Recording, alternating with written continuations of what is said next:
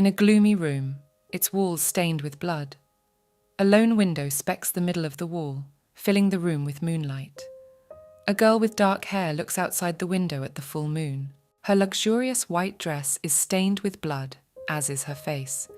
There is a look of horror on her face. Suddenly the door behind her opens. A white-haired, neatly dressed boy enters the room. Apparently he was looking for the girl. The little one is badly frightened by the stranger's visit. Her legs fail, and she sits down on the floor. Subsequently, she tries to crawl away. All the while, the girl is screaming. The boy tells her not to be afraid.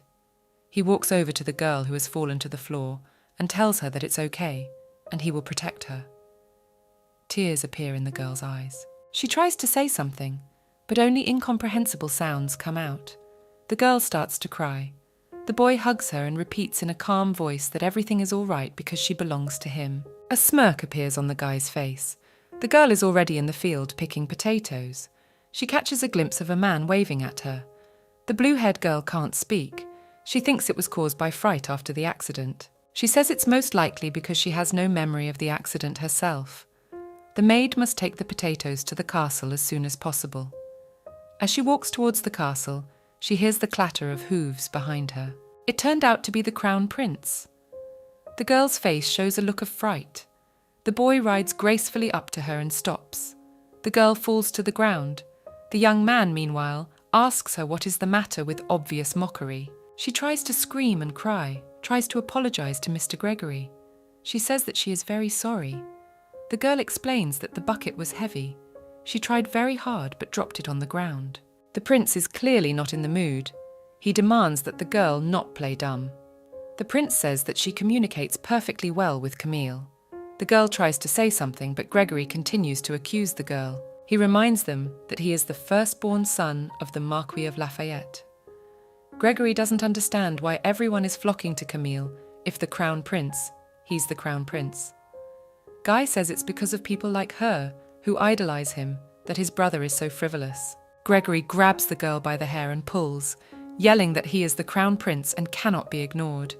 His outrageous behavior is stopped by a guy who bursts into the conversation. The prince, being angry, walks away. The girl waved at the satisfied grandfather. She slammed the door shut, leaned back against it, and exhaled, rubbing her shoulder. Her body felt like it was begging for rest. The young man tells the girl not to worry and that he will always be with her. The boy asks if she is scared, but the girl starts to cry. She says that thanks to him she is safe. He saved her.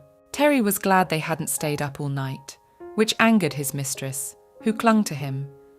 Clearly he should have been concerned about her condition, not such triviality. She says he shouldn't be doing this. However, Camille admits that he just wants to be with her, so he asks if it's okay. The girl is embarrassed and blushes. Terry mused that if he too were a native of a certain Descentia, he too, like his mistress, would boast of an amazing ability, and there, lo and behold, he'd be working for the Knights of Riesel instead of all that. As a servant in the empire of the former Marquis of Lafayette, the Marquis's second son, Mr. Camille, possesses an arcana capable of temporarily weakening illnesses and curses. According to the doctor, the girl is unable to speak due to mental trauma. But while Mr. Camille's arcana is working on her, she regains the ability to speak. Camille helps the girl carry the bucket of potatoes to the building. At that moment, the maid opens the door, with a shout, trying to ask something to the girl. Immediately, the prince apologizes for the trouble caused. He wonders what the girl will do now. The girl says that she needs to wash the potatoes now. She asks her to wait for a while, after which she apologizes to the second maid. While the girl washes the potatoes, Camille apologizes once more, saying that she is so unhappy. The maid can't understand why Mr. Camille cares so much about this girl, and then promises herself that she won't let the blue-haired maid get away with it. The prince covers his mouth with his hand and smiles. In the evening, having hung all her clothes out to dry, the girl sits on the hay. She realizes that she has failed again today. She promises herself that tomorrow she will try to do everything so that she will not be scolded, and that she can only make trouble for Mr. Camille. Outside the cabin, she hears rustling, human footsteps. At this time, someone approaches with a broom in his hands. The girl is clearly frightened by what is happening. It turned out to be Mr. Gregory.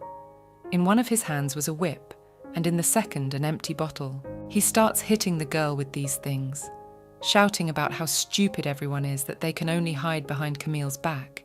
He wants to hear cries of pain. However, not getting what he wants, he tisks, tells her she's a boring woman, and leaves. After he leaves, she is glad that he just beat her up. But he has never broken into her room like that before. She gets scared, but the thought of Mr. Camille helps her to calm down. When the maid arrives the next day, she throws a wet rag over the girl's head and tells her that she is late, then calls her lazy. The girl immediately begins to apologize, but the maid demands not to piss her off and to wash the plates. When the girl leaves with the bucket, the servants start discussing her.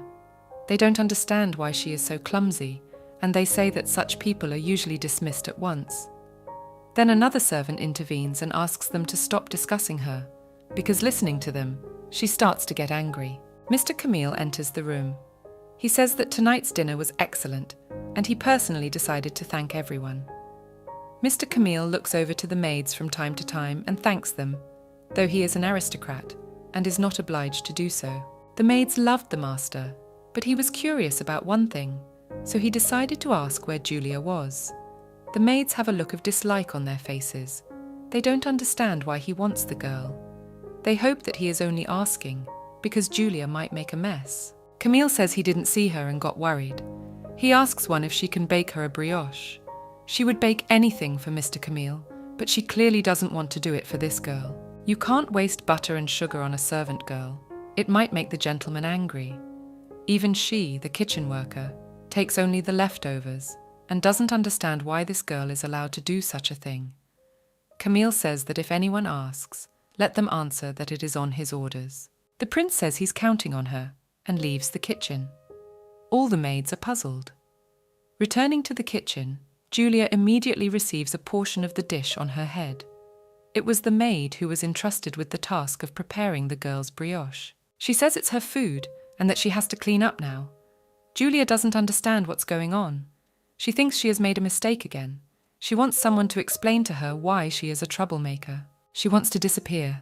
Tears come to her eyes, but she tells herself not to cry and to finish her work as soon as possible.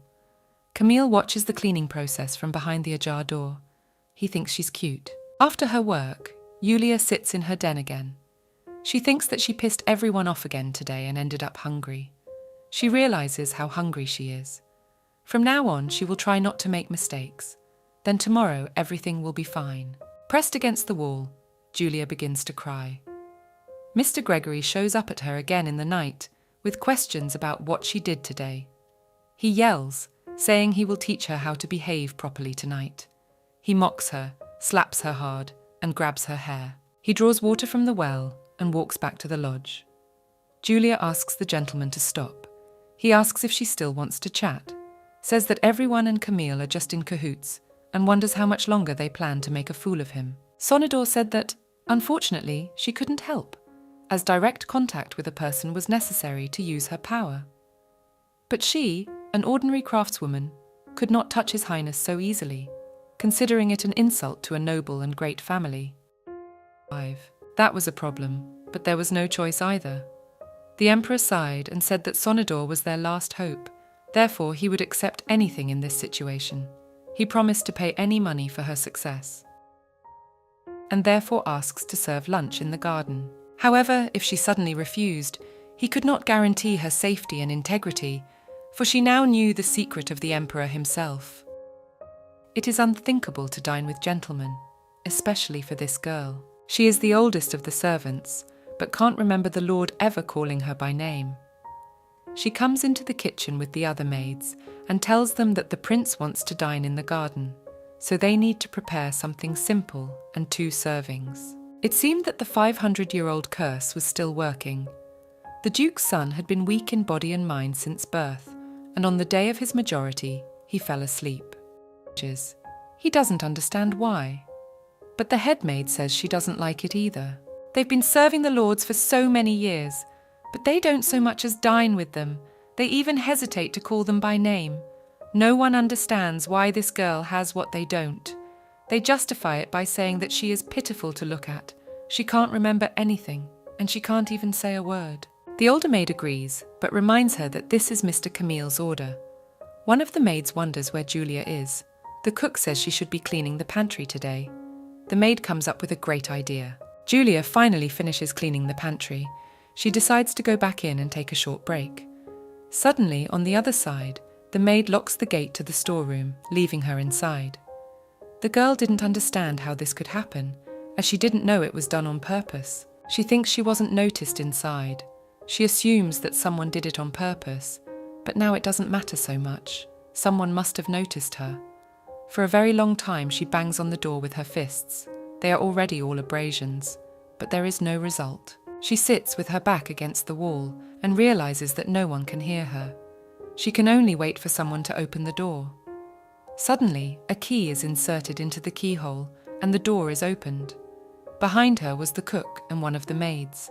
They ask if she has been hiding. Julia says that she is locked in here, but the maid slaps her hard and tells her that she is a useless girl and that Mr. Camille invited her to dinner. Julia doesn't know what she is talking about.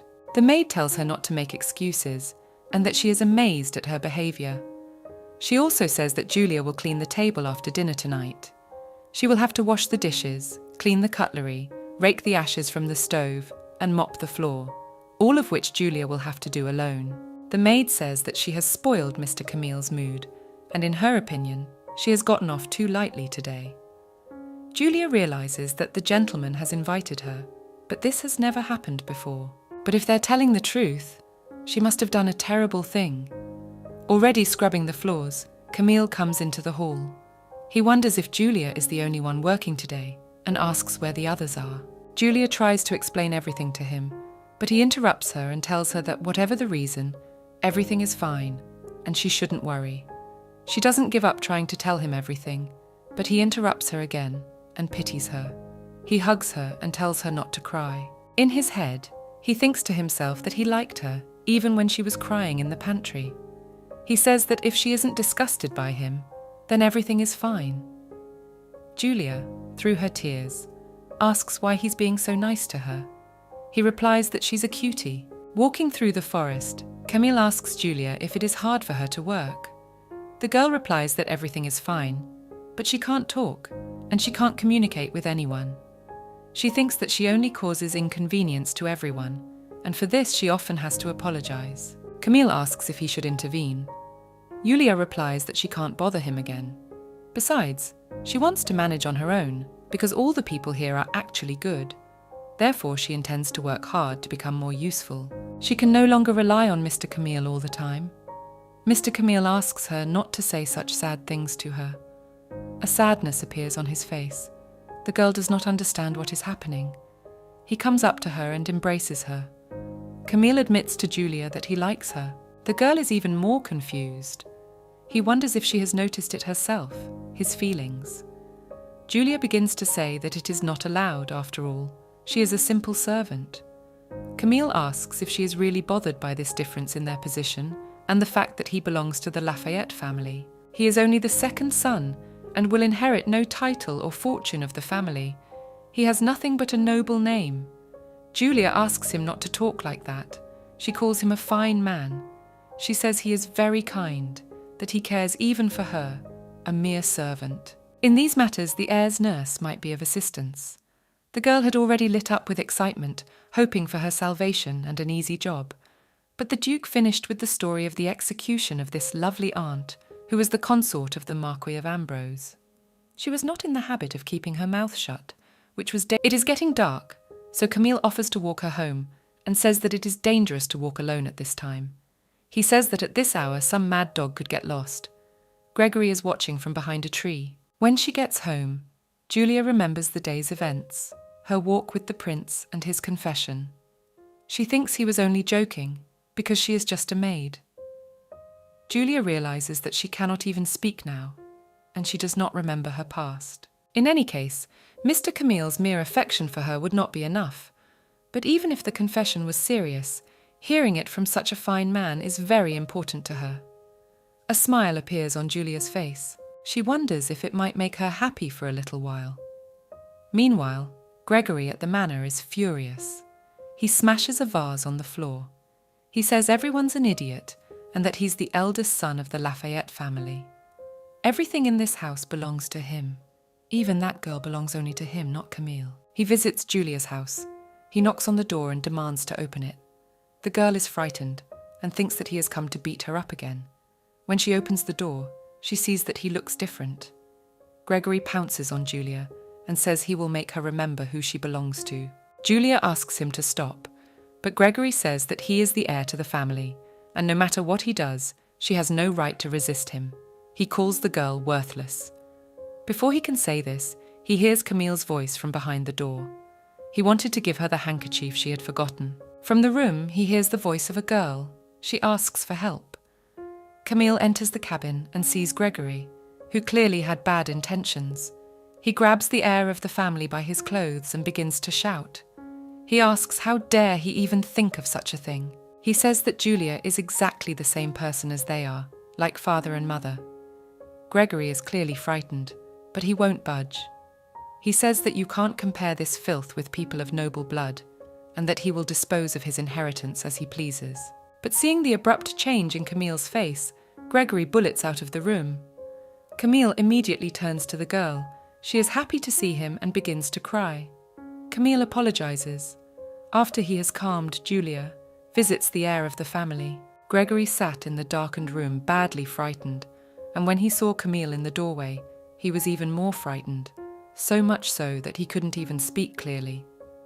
Camille demands that he tell him what he was going to do to Julia. According to him, up to this point, he had let Gregory get away with abusing her, but now he suddenly claimed her as his property. He's not happy that Gregory would steal something from him. The heir falls to his knees and apologizes, saying he was wrong. Camille kicks him in the head and asks if the man by whose favor he was still heir was thinking. He says that taking that title away from him would have been easier for Camille than candy from a child. Gregory, still on his knees, continues to apologize and says it won't happen again. Camille, saying that this will not happen again, kicks Gregory again, only in the neck, and tells him not to forget himself because he has been dancing to his tune so far. Camille promises that if he continues to dance to his tune, he will allow him to remain heir to the family. With these words, their conversation ends, and Camille leaves the room as if nothing had happened. Walking away from the room, Camille decides to have a glass of wine, but notices a glow from under the door from the other room. He sees one of the maids dirtying the kitchen and scattering garbage. The last person to leave the kitchen yesterday was Julia. Now this maid is going to blame her for the mess. Camille thinks she's an idiot. He decides to get the wine first, and then on his way back, grab the cheese and go into the kitchen. He realizes that the more attention he gives Julia, the more the maids will become jealous, and the more often they will mock her. Gregory was the same story. He beats Julia on and off, and it's all just to vent his anger. After all, he feels that Camille is superior to him in many ways, and these actions are his way of feeling more confident. He sits and drinks his wine, thinking that his brother is so stupid that he even feels sorry for him. He argues that it is like a vicious circle. He cares for Julia, so the servants abuse her, and Gregory takes out his aggression on her. In the end, Julia is left all alone, and the deeper she sinks into this loneliness, the more she depends on his care. He thinks Julia is very nice. The cook comes into the kitchen. He sees the mess that is going on in there and asks what it is. Immediately he turns to Julia and asks if it's her doing. He knows that she was the last one to leave the kitchen yesterday. Julia was indeed the last to leave, but the kitchen was in perfect order. Just then, Camille shows up in the kitchen and greets everyone. He said he had borrowed some wine and cheese last night, and now he had come to return the open bottle. But he didn't know much about him, saying that he obeyed His Majesty personally. The girl lowered her head, realizing that there was nothing to catch her here either. Invite Julia to dinner and asks if she is here. He notices the mess on the floor and asks what it is. They all say they don't know. They've just arrived. They say that yesterday Julia was the last one out of the kitchen. He realizes that this mess is clearly not her doing. The cook asks how he knows, and Camille says that last night when he came here for cheese, there wasn't a speck of dust. Finished her work and left, he suggests. Camille says that something must have happened later, that someone broke in here and made all this mess. He suggests that someone probably wanted to frame Julia, who was the last to leave the kitchen, and that someone clearly hates her. Julia watches all this and doesn't know what to say. Camille says that they have no time at all to look for the culprit and that it would be very bad if they were detained tomorrow. He says that Mother will fight. He offers to help clean the kitchen, but the cook says it's not worth it. The only way to enter the palace undetected was through a secret passage through which the knight must guide the master with her partner. He immediately says it's okay, and also says that he knows she didn't do it. Julia makes excuses in her head that she has nothing to do with it. She believes that the blame for what happened lies with her. After all, she is the one who caused someone to hate her so much. But she does not understand why, while everyone is angry with her, Mr. Camille remains so kind to her. Camille interrupts her musings and offers to clean up together. She apologizes for being so spoiled. The maid is watching all this, and on her face clearly shows hatred for Julia. Camille noticed this look and smiled. He realized that this maid would be easy to control. Julia begins to remember everything that has happened to her in all this time. She has already made everyone uncomfortable enough. Mr. Camille is very kind to her and indulges her. She feels that it can't just go on like this. She wants to work even harder. She also remembers all of Camille's words during the walk through the woods and promises herself that she will do her best for those words alone. After a while, he drinks coffee in the hall. The head maid is standing next to him, and he asks her where girls from low-class families usually buy clothes. The maid hoped she had heard what she heard, she asks again, to which she receives a positive answer. Camille is not referring to holiday outfits or work uniforms. He is only interested in what ordinary girls usually wear on weekends. The knight wished Sonidor to brace herself and hold on, for in her hands was the fate of an entire empire, as well as the masters who would gain long-awaited freedom if she succeeded. Special attention to a maid, just because he feels sorry for her. To which Camille says that she is as human as he is. If he has to look down on Julia just because of her background, then he should change his attitude towards the older maid as well, he thinks. The fact that she has a certain amount of power in her hands does not make her cease to be a servant. However, he says he doesn't hold the servant for furniture and is unwilling to think otherwise. He says that she cares for him more than she cares for herself. So how can he even allow the idea that an older maid is somehow inferior to him? He says he just wants to be polite to those around him. He wonders why neither his father, his mother, nor his brother can understand that. It seemed to him that the older maid should have understood him. He walks over and kisses her hand, which the maid did not expect. Lately, he says, he has been trying to take care of Julia only because he sees that she is having a hard time, but the maid is dearest to him. He says that she has always been so kind to him. She notes that hearing such words from her master was very nice, because he has always been too kind. She realizes that she needs to pull herself together and sees that it is time to eat breakfast and get back to work. Another maid comes up behind her and apologizes. She asks if she can see the lady, because there is something she needs to tell her. The knight was outraged by such a ridiculous and dubious comparison, because the place they were in was still part of the palace, so he asked her not to use that kind of language anymore. He's a bore, she thought. The conversation concerns Mr. Camille. The older maid realizes that she would otherwise have done so herself, but now she must be sure that the mistress finds out. She says that Mr. Camille will probably keep quiet. She once again wonders what the matter is. The second maid starts that this girl has made Mr. Camille help her with cleaning around the kitchen. The older maid becomes concerned. She loudly interjects again what the maid said and says that this is unacceptable. She thinks she won't allow Mr. Camille to be insulted in this way. Suddenly, the mistress enters the kitchen. The entire staff greets her and asks what they can do for her. She demands with hatred on her face that Julia be brought to her immediately. The servants obey and bring Julia into the kitchen. Everyone looks at her. Julia sees her mistress in front of her and is very surprised. She does not understand why she has come to the kitchen and what is going on. While Terry is busy averting his eyes, Sonidor will do the treatment. But could he do it with his acting skills? He was talentless in her eyes, but sometimes he was good at something. Sits in his room reading a book. Suddenly, Gregory bursts in screaming. Camille does not understand why he is shouting and asks him if he even knows how to knock. Gregory continues to shout and says that Julia is in trouble. Immediately after Julia is taken away, she is beaten with a stick. She still does not understand why and asks for a reason. The servant who does this tells her that she is to be caned 100 times and then thrown out of the manor. Before she was taken away, Mistress demanded that Julia not be seen by Mr. Camille again. Mistress also demanded that no pity be shown to the girl. As she lies there, she worries that she won't see Mr. Camille again. But Sonidor was concerned with another unresolved issue. She still hadn't been fed dinner, so she hurriedly asked the knight about it. He in turn snorted and replied that she should first treat His Highness, and only then would she get food. But now he cleans the floors alongside them. The girl made a pretty face and asked him not to push her, because she was already having a hard time. She already knew she couldn't do it quickly. He realizes in his head that more and more people in this house hate her. He thought that if he could get the servants to favor her, no one would talk about her anymore. It was just an excuse to start treatment as soon as possible, and not to argue.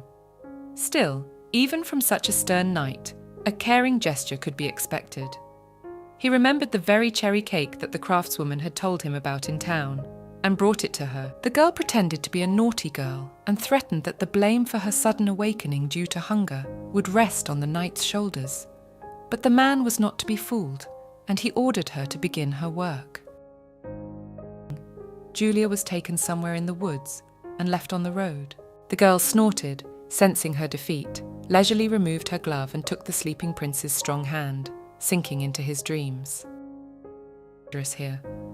She gets up off the road and decides to find a place to hide. In an instant, she began to fall into a dark place full of stars and unknown bodies, exactly like the cosmic sky.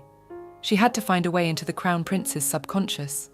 But surprisingly, the portal to this unknown world, which no one had given her any information about, was right in front of her, as if luring her into its domain. Normally, when a person was cursed, their consciousness was hard to find. But His Highness's mind flickered like the Sonidor entered the passage and found herself in a black and white world, as if the prince had been afflicted with achromasia.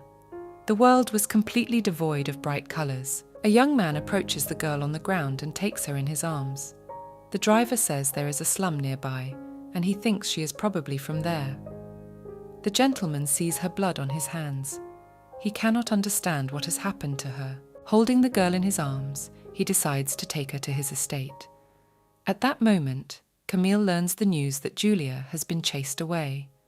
He wonders what it all means. He thought she was just being punished, but the older servant tells him that the mistress ordered her to be caned and kicked out of the manor. She also goes on to say that this girl clearly forgot her place and made him help her with the cleaning. Camille grabs the older maid by the neck and squeezes her hard. He says that if she doesn't take her back to him, he will kill her. The maid is very badly frightened. He says that Julia's world begins with him and ends with him. There should be nothing in it but himself. He wonders what will happen when Julia sees life outside the manor. Camille moves away from the maid sitting on the floor and says that he would go after her right away, but he doesn't want to incur his mother's wrath. Running away from the creepy place, the girl came across something that was much more dangerous. She saw a huge dragon, whose head had already been cut off by an unknown creature. He can't let that happen. The older maid turns to him and asks him why he is working so hard for this maid. He replies that Julia belongs to him. At the same time, an enraged Gregory asks the very man who took Julia to the forest if he did it. The young man does not understand what Mr. Gregory is saying. The latter says that there was no one else to do it but him. Gregory is angry, asking if he threw her out. The young man is very much frightened and does not know what to say. At the same time, Gregory beats him with a stick until he is bloody and asks him if he likes it. If he doesn't want to die, he is obliged to bring the girl back, and quickly. The man starts to say that his mistress ordered it and he cannot disobey her. Gregory responds by kicking him hard and saying that there was no order to leave him somewhere specific, so he proposes to make a play on that. Gregory says that if anyone asks him where he left Julia, let him say that he has it himself. He also continues that if the man answers exactly like that, no one will accuse him of anything. At the conclusion of their conversation, he orders that Julia be found. Julia wakes up in an unfamiliar room. She does not realize what this place is. A young gentleman is watching all this and is happy that she is already awake. She looks at him and doesn't realize who he is. He asks her how she is feeling. Just then, Julia realizes that he doesn't know that she can't speak, Mr. suggests. Julia waves her head negatively. Looking at him, she wonders what to do and assumes he is disappointed. He notices this and apologizes, as he did not intend to rebuke her. First, he asks permission to introduce himself. Julia thinks that this man is obviously of high social standing, but he sits down next to her out of politeness. He introduces himself and says that his name is Glenn de Vestris and that he holds the title of Duke of their country. The girl is shocked that he is a duke, but his inner world was rather frightening. Sonodor asked if the prince had been stressed lately, to which she received the knight's incredulous question about the meaning of the condition. Yes, he was because of all those wounds on her back. He couldn't leave her in that condition, so he made the decision to take her with him to the mansion.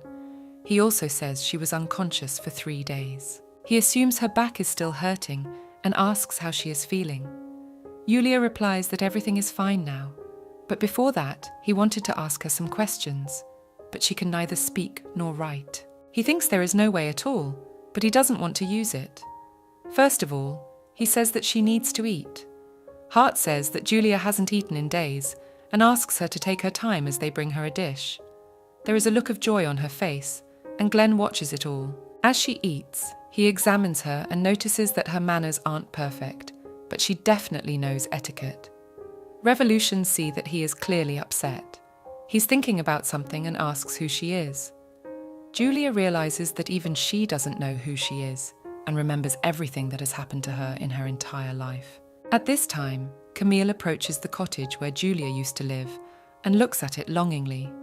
Another girl comes up behind him and asks him to forget Julia, saying that she is only a servant like herself and that their lives are ordered by the lords. She also says that he has the right to do whatever he wants to her. Camille then says that he will do so and hits her in the face with his fist. He wonders with anger on his face if she snitched on Julia and says he doesn't know her name, but he remembers her indifferent face well. He continues to kick her and asks how she could think of such a thing, so that he would forget Julia, and asks that she was joking. He says that an ugly woman like her dare not tell him to forget Julia, and calls her repulsive. He says that Julia is his and his alone, and leaves the cabin with the beaten maid. He walks along the woods and remembers the time with Julia.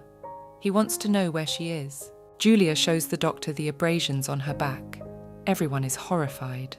The doctor asks Julia to turn around. After an unsuccessful attempt to speak, the doctor says they are done for the day. He advises to rub the ointment he prescribed carefully and not to forget the bandages, saying that she should not overexert herself now. The doctor leaves the room and is met by the Duke and asked how things are going. The doctor says that there will likely be some scars on his back, and quite unpleasant ones at that. However, he continues, there is no bone or nerve damage. Her injuries should not show up in everyday life, the doctor says. Sonodor didn't understand what paradise he was talking about, so the prince didn't realize that what was happening was just a dream. Maybe he wasn't cursed at all. In which case, he can hardly help. He doesn't get the impression that this girl grew up in the slums. He says there is no rudeness in her demeanor. She carries herself with dignity. You don't see that in someone who grew up in the slums. She was probably just left there after her wounds were inflicted. The Duke reasoned that if that was the case, she had a place to go back to, but at the same time, he thought it was the other way around, because if she had been left in the slums, it was unlikely that she would be welcome home. The prince thought she might be able to answer the question he had long wanted to ask. At that moment, a maid entered the room with a tray full of fruit in her hands, but her body was missing its head, just like the dragon's. Impossible. Still, he sees that they are like 2 peas in a pod. A week later, the Duke walks into Julia's room and sees her wiping the windows. He asks her what she is doing, and Julia turns around with fear on her face. He says he's not mad at her, but she doesn't have to clean the place. Julia didn't think he was angry, but servants should always bow in the presence of aristocracy. Glenn continues that she's injured and shouldn't be allowed to do any cleaning. Julia thinks that she has already caused him a lot of trouble, so she wanted to help at least with that. She tries to tell him that she's quite healthy now. He comes over and takes her in his arms. Julia doesn't understand what's going on. He says it's too early for her to leave the room and asks how she's going to follow the doctor's orders. He continues that until he authorizes it, she needs to lie in the room and rest. Julia sits on the bed and realizes that she needs something to write on. Glenn sees her trying to show something and assumes she wants a pen and paper. He asks if she remembers anything. He gives her a pad and pen and the girl starts drawing. She drew a two-headed bird. Glenn suddenly realizes that it is a double-headed eagle, the symbol of the Marquis's house. He assumes that's where she's from. He doesn't understand what the hell it is. The Marquis values purity of blood and position in society more than anything else. He is insanely proud of his lineage, dating back to the founding of the Kingdom of Arcadia. As it is easy to understand, he despises those below him and takes revenge on those above him. He is an extremely bossy man, and his wife is a cruel woman. The couple consider the employees of their estate as mere tools. If they do not like something, they do not hesitate to spank a servant girl on the royal floor. They seem to have a few children, but they don't appear socially. Glenn knew all this. He reasoned that in any case, the offspring of the Lafayette couple must have character to match. If this girl worked in the Marquis's house, she had been mistreated up to that point, he reasoned. Otherwise, the entities living in the world of the sleeper would immediately push her back into the real world. However, the prince already knew that what was happening was not real, and there were not so many entities around. There was only one headless maid. It's as if she wants to go back soon. He puts his hand on his forehead and doesn't realize it's a delusion. He thinks it's too bad they can't understand each other. Glenn's memories come back. He sees his mother asking him how long he's going to keep messing with her head. He remembers standing next to Suzanne and addressing her. He asked why Mummy cried all the time and why Daddy didn't come home. She was addressing the young master. The Duke's father was a worthless man. He didn't fulfill the duties of a duke and easily wasted all his money on women and gambling. His mother tried to turn his attention to the children, but it was no use. She only cursed his mistresses. Little Glenn asked Suzanne why neither Mummy nor Daddy came to see him. She told him that he would understand when he grew up and that everything would be all right. She would hug him and tell him he had her. The prince said to be quiet and noticed with a smile that a maid was already sharpening her knives on the snake. He explained that although she couldn't see without her head, she could hear perfectly well. In this way, she fueled his distrust of his wife. Not only did she crawl with the Duke, but she gained her father's trust. At one point, Glenn saw his mother's body in a puddle and asked Susanna what had happened. With an equally soft smile, the prince added that it was best not to say the word, for the malevolence of these creatures was no joke. The snake was touched that His Highness had just... As an adult, Glenn believes that people are willing to do anything to get what they want. He can't understand why he hasn't used his arcana to look into a person's soul and see their ugliness. He also thinks about Julia. Her real intentions are unknown to him. He thinks that if he uses the arcana and finds out that she is no different from Susanna, that she is also duplicitous, can he take it? He needed to go back, but only the master could show him the way. Perhaps he would have to follow her, but it wasn't that simple. He says she just can't sit still. Glenn decides to use his harness, otherwise Julia will just get sick of it. Besides, he wants to know a little more about her. Julia sees the smile on his face and is glad that he finally smiled at her. She is very happy about it. Watching her inner world and talking to her, Glenn's face changes. At the same time, Julia says that he is as kind as Mr. Camille. He strokes her head even though she doesn't deserve it in any way. Julia says she can't sleep all day long and wants to thank Glenn somehow. Glenn sees no hint that the girl is hiding anything and doesn't believe such people exist. He gets down on one knee and asks if she's that tired of sitting still. Julia replies that she wants to repay him for his kindness and be useful. She wants to thank him and return to the Lafayette estate. She says that Mr. Camille must be worried. She should tell him as soon as possible that she is okay and apologize for making him worry. She says she wants to see Mr. Camille. Glenn makes a questioning expression with a strange look on his face. Noticing this, the Duke says it's okay and apologizes. After the conversation, he gives her 2 errands to run. 1, she'll help in the kitchen 1 hour a day. 2, she will come to his house for tea. Julia doesn't really know etiquette, and besides, she can't say a word. She's afraid he'll be bored with her. When she arrives in the garden, she sees the Duke, a table and 2 chairs. He invites her to join him, and she is a little surprised, pleased, and puzzled. She blushes, and the Duke asks why. The girl promised to take the prince's secrets to the grave, thinking that she would go there soon enough, but the boy said he didn't really believe her. But if he did, it would at least be less dreary. Julia realizes that Mr. Glenn has noticed her awkwardness. She decides to at least touch the food so as not to seem rude. She drinks her tea and thinks it is delicious, in complete delight. The maid brings a dish of desserts. Julia eats it, and her expression shows that it is the first time she has tasted it. Duke called this tea party an errand, hoping she could relax. He noticed a crumb on her face and decided to remove it. For him, this time was proving to be unexpectedly pleasant. After a while, Glenn is pulled out of his thoughts by one of the servants. He asks if Mr. Glenn is too much for him. The master apologizes and asks what is wrong. The servant says that if his wife is bothering him, it should be dealt with. Glenn agrees with him. He's ready to listen. The servant asks if there is someone named Camille in Marquis's family. He remembers that this is the name of his second son. Glenn is not sure about that and asks the servant if he is sure. The servant doesn't think he's wrong, but decides to check to be sure. Glenn asks if he knows anything about this Camille.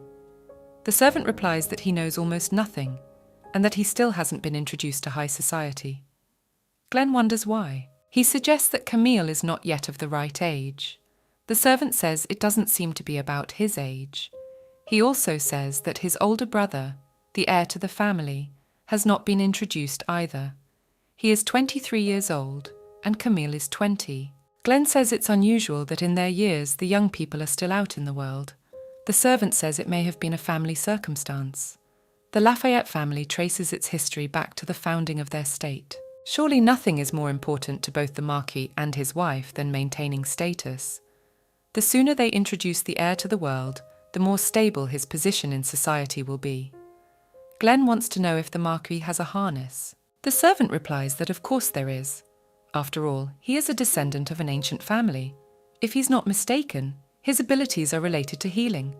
His eldest son should have inherited this arcana, Glenn says. He fears that the ability may have passed to his second son, Camille.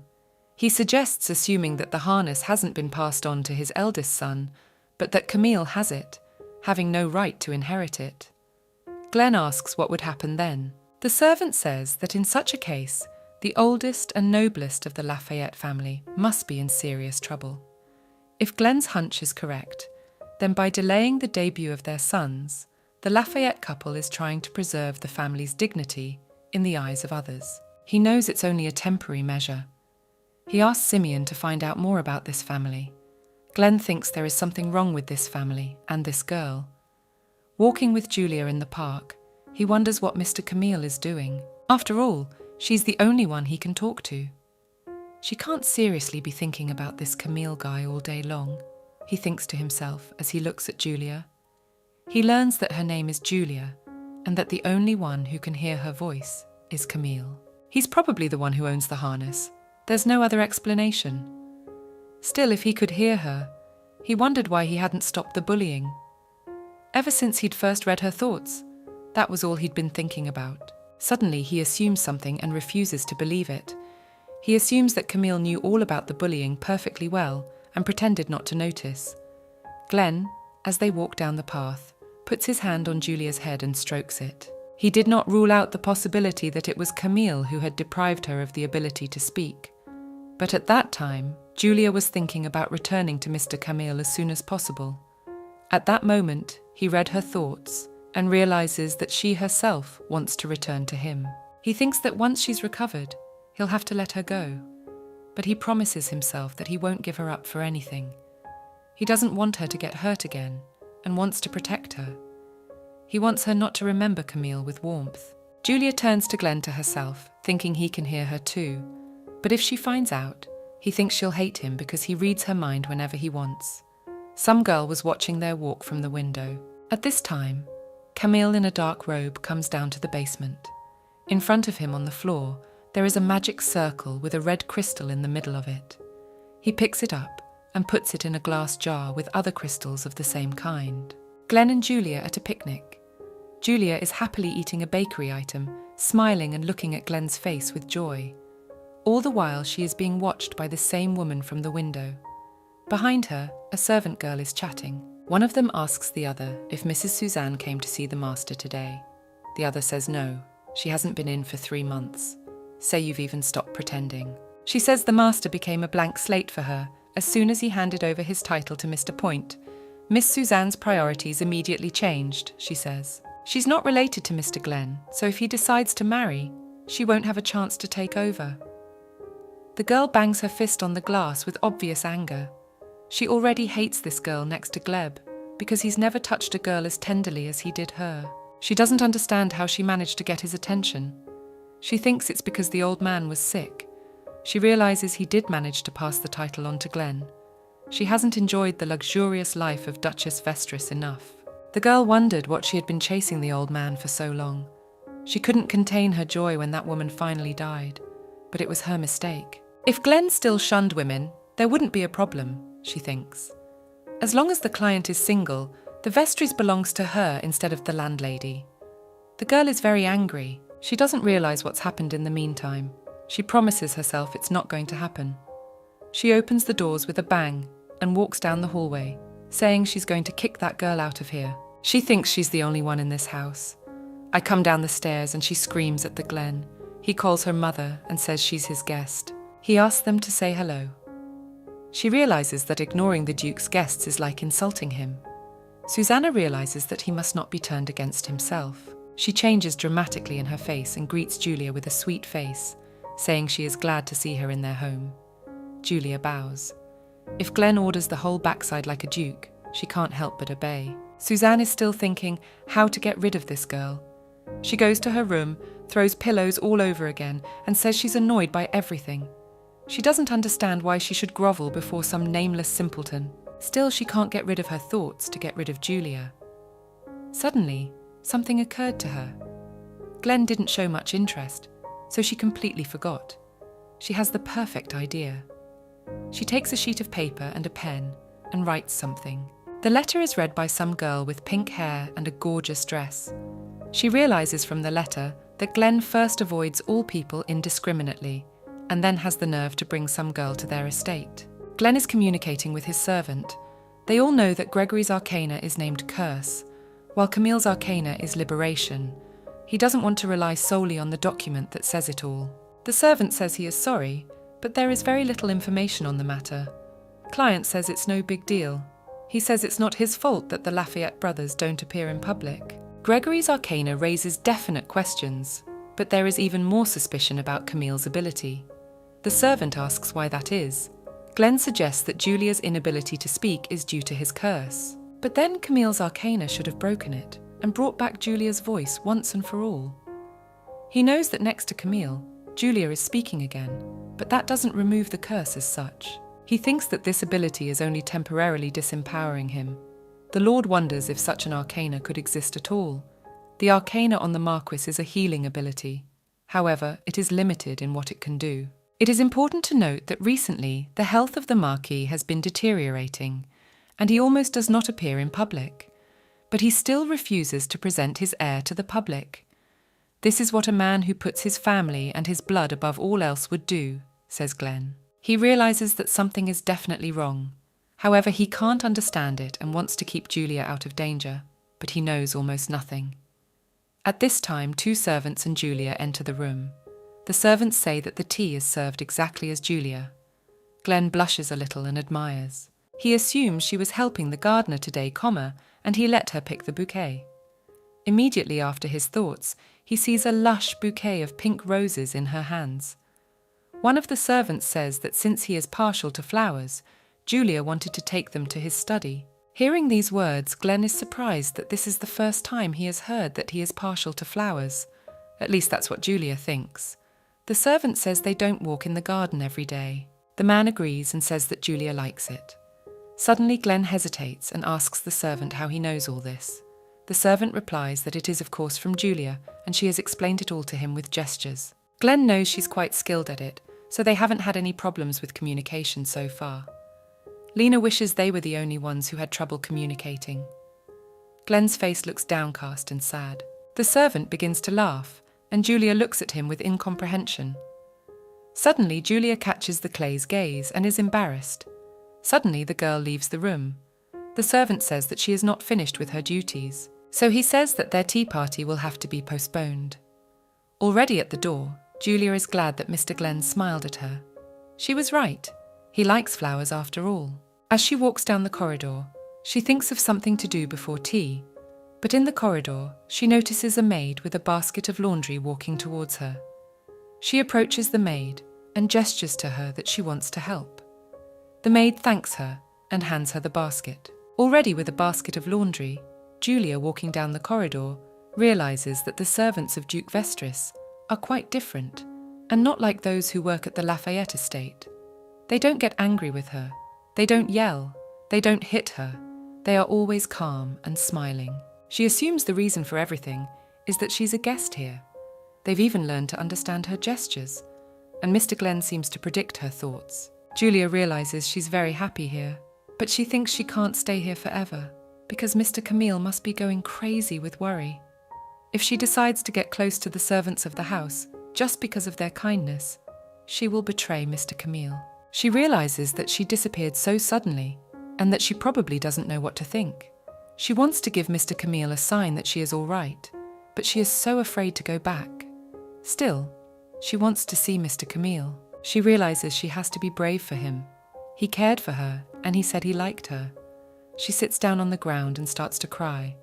At the same time, a girl's voice comes from behind her. A girl comes up to her and starts calling her names. She asks if she was picked up by Mr. Glenn. Julia looks at her with incomprehension and has stopped crying. Julia thinks she is very beautiful. From the first glance, it is clear that she is an aristocrat. She starts to bow down a lot.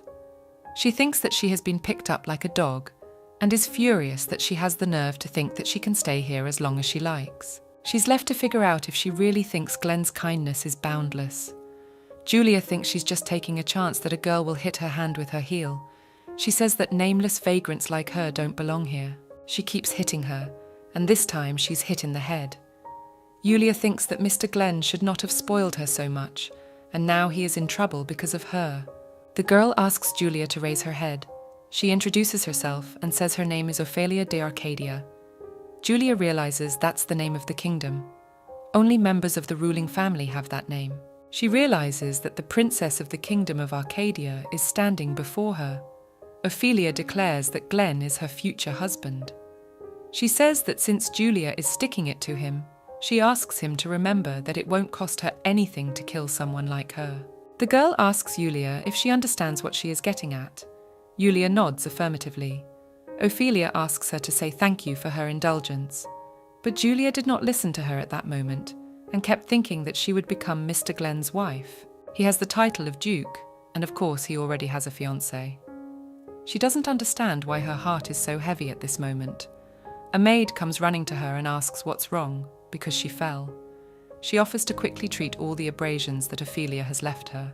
As the maid leads her by the hand, she is once again convinced that the people at Vestris Manor are very kind, so she doesn't want to cause them any more trouble. Glenn's attendant servant thanks the driver for taking the girl into his carriage. Sitting in the carriage, Julia realizes that even if she leaves here, she will not be able to return to the Lafayette estate. Even if she goes there, the landlady won't let her stay there. She really wants to see Mr. Camille, but she's afraid to go to that house again. Glenn arises loudly upon learning that Julia has suddenly disappeared. He asks what that even means.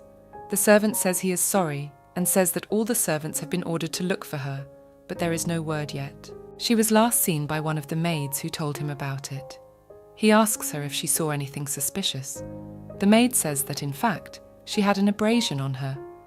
Glenn is very surprised. When she ran into Julia, she was sitting in the garden, staring into the void. She had scratches on her forehead and near her nose, so she immediately rushed to treat them. The maid asked if she had fallen, and she just nodded. But the thing was that she thought it was a bit strange. The point was that if she had fallen, she really could have injured her face, but the back of her hand was also injured. You don't get that early in a fall. It's like her hand was crushed by a heel. Glenn thinks Ophelia did it all. He's a duke now, and doesn't think she'd risk openly going against his will, but Ophelia showed up unexpectedly today, and here she is already able to expel anything. He accuses her that because of her actions, Julia has run away at this time. Julia has already arrived in the city and got out of the carriage. She hears strange noises coming from the house and abruptly moves away from it. Frightened by what she sees, she runs away and meets a man on her way. He tells her to watch where she's going. When he sees the silent girl in front of him, he realizes that there are young people here too. The man confesses that he goes to a brothel, not to sleep with girls from the street, and it pisses him off that they are always so dirty. He takes Julia by the hand and drags her somewhere. Julia is afraid that he's taking her to a brothel. She starts to pull away. Suddenly she hears someone shouting her name from the street behind her. It turned out to be Camille, who had knocked down the man. Tears appear in Julia's eyes. She is happy to see him. At this time, Glenn finally went into town to find Julia. He doesn't know where she might have gone. Julia meets Camille in tears. He approaches her and gives her a chance to speak. He assumes that she must have been really scared, saying that everything will be okay now. Camille comes closer and puts his arm around her.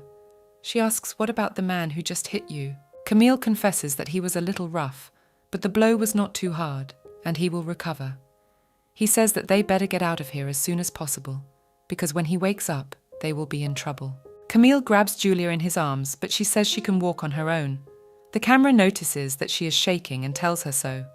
Julia tries to say something, but Camille interrupts me and says that he will not protect her. As they leave, blood gushes out of the downed man's head. As Julia and Camille ride the horseback, the gentleman asks where she has been all this time. He says that when she was kicked out of the lesser, she was seriously injured. However, she is now wearing clean and new clothes, and her wounds seem to be completely healed. Julia tells him that it was fortunate that she got to Duke Vestris's estate. Camille interjects with a confused look on his face. Julia says he found her on the road and took her with him, and he was incredibly kind to her. Camille gripped the hilt tighter. He asked her how she'd ended up here, since the Vestris estate was so far away. Julia says she just thought they shouldn't take care of her forever. Camille asks if she left without saying anything to anyone. Julia says she did. She snuck into the wagon of a merchant leaving the manor. She didn't know how to explain why she wanted to leave. Even if she couldn't, she thought they wouldn't let her go. Whether it was because she hadn't even thanked them last. It was a terrible and honourable thing to do.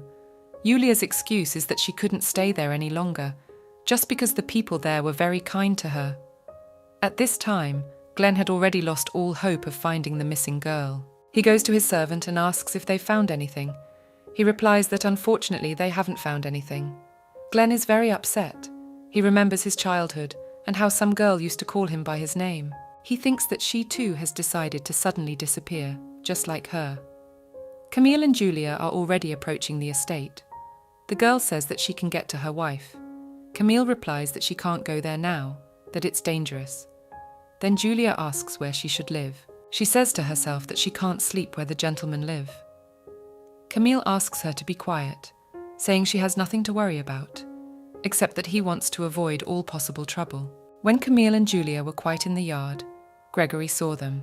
Camille takes his key and unlocks some doors. A pink-coloured magic sign appears on the lock and they go inside. They, as Julia recognized, went into some dark stone room. Julia asks where they are. Camille goes through her hair gently and puts a chain around her neck. Julia does not understand what has happened. Camille at the same time says that it is beautiful and kisses her on the forehead. He says that what is dear to your heart should be hidden where it will not be found. Julia's face is clearly frightened. Already bound, Julia lies on the bed with her eyes closed. Camille enters the room. He says the girl was well behaved. He brought her some soup and started to feed her himself. Afterwards, he praises her for eating it all and asks her if it was good, while wiping her mouth with a napkin. Camille embraces Julia and says that he loves her and only her. He asks about her feelings, to which she responds positively to him, saying that she loves him. Camille is very happy and hugs the girl again. Suddenly, Camille says that tonight he will draw a bath and wash her. Her resin curls are extraordinarily beautiful, so he wants to take extra special care of them. He also says that her skin needs care too. He tells her that he recently bought a rose oil that he thought would suit Julia, and is sure she will like the oil. He says that there is nothing else to worry about, because he loves only her, and she doesn't need anything else. In the meantime, a furious Gregory, having learned that Julia has been found, goes around the estate and beats everyone up. He has seen her with his own eyes, and knows that Camille has brought her with him. It's been a few days since then, but Gregory doesn't understand why no one has found out about her. Doesn't understand why she's nowhere to be found. It's like she's disappeared into thin air. Gregory begins to speculate about her whereabouts, his idea making him laugh. He tells himself that Camille is no different from him, that he is a monster. He wants to figure out where Camille hides his toys. Julia is still lying tied up in bed. She wonders how long it's been since she was locked in here. She doesn't even know if it's day or night. She can only guess what time it is by the fact that they bring her food and that Mr. Camille comes by to say goodnight. Julia does not understand where the kind Camille she loved so much has gone. She wants to understand what could have changed him like that. Suddenly, she hears the sharp sound of a door opening, and she hears a joyful voice.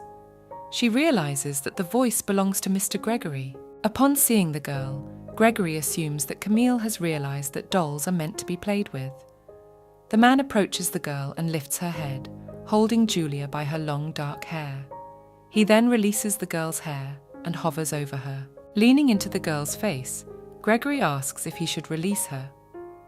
Julia did not understand what the young man was saying, but the man only added, saying that everything depends only on her, and if she is a good girl, he will save her. The man removed the blindfold from the girl's face.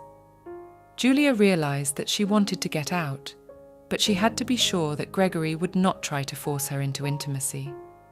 Besides, the girl knew that Camille loved her despite bringing her to this strange place. If she accepted Mr. Gregory's help, she would be cheating Mr. Camille's trust. The blonde-haired man continued, telling the girl to at least nod if she couldn't speak. Determined to taunt Julia, he told her to scream for help. At that time, Camille stood behind the ajar door and watched what was happening. When Camille saw what his brother was doing, he pulled him by the scruff of the neck and took Gregory by the throat. The frightened brother didn't understand how the man was there, because he wasn't supposed to be there.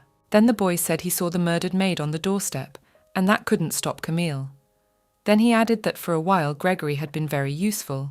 He was very easy to control and cover up. Angry at his brother's words, Gregory decided to wound him with a spear, but Camille intercepted the weapon and wounded his brother.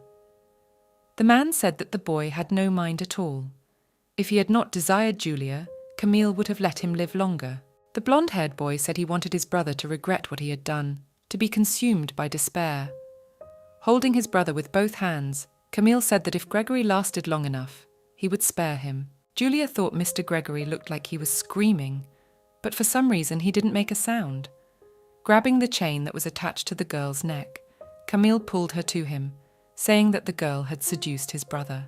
The man asked what she was trying to accomplish, after which he put forward one of his conjectures, asking if she was trying to escape from the Lord in this way.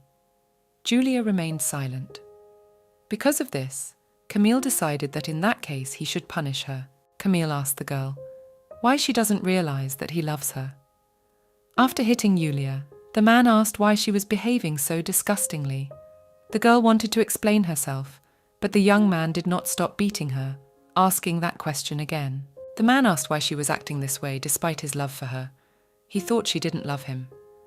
In a quiet voice, Julia replied that she did. She was afraid of Camille. There was no one but the master for her, so she said she would not run away because she loved him. The girl wanted the man to stop hitting her. Camille was happy with her answer. Julia looked at the man's face, hoping that he would not hit her anymore. The guy said he needed to treat the girl's wounds. He didn't want to leave scars on her pretty face. Noticing that the dress was also soiled, Camille realized that the girl needed to be changed. Untying her hands, the man gave the girl some clothes. The boy told her to wash herself before she put on clean clothes, and he would prepare everything in the meantime. Julia turned to the man, asking him to treat Mr. Gregory's wounds.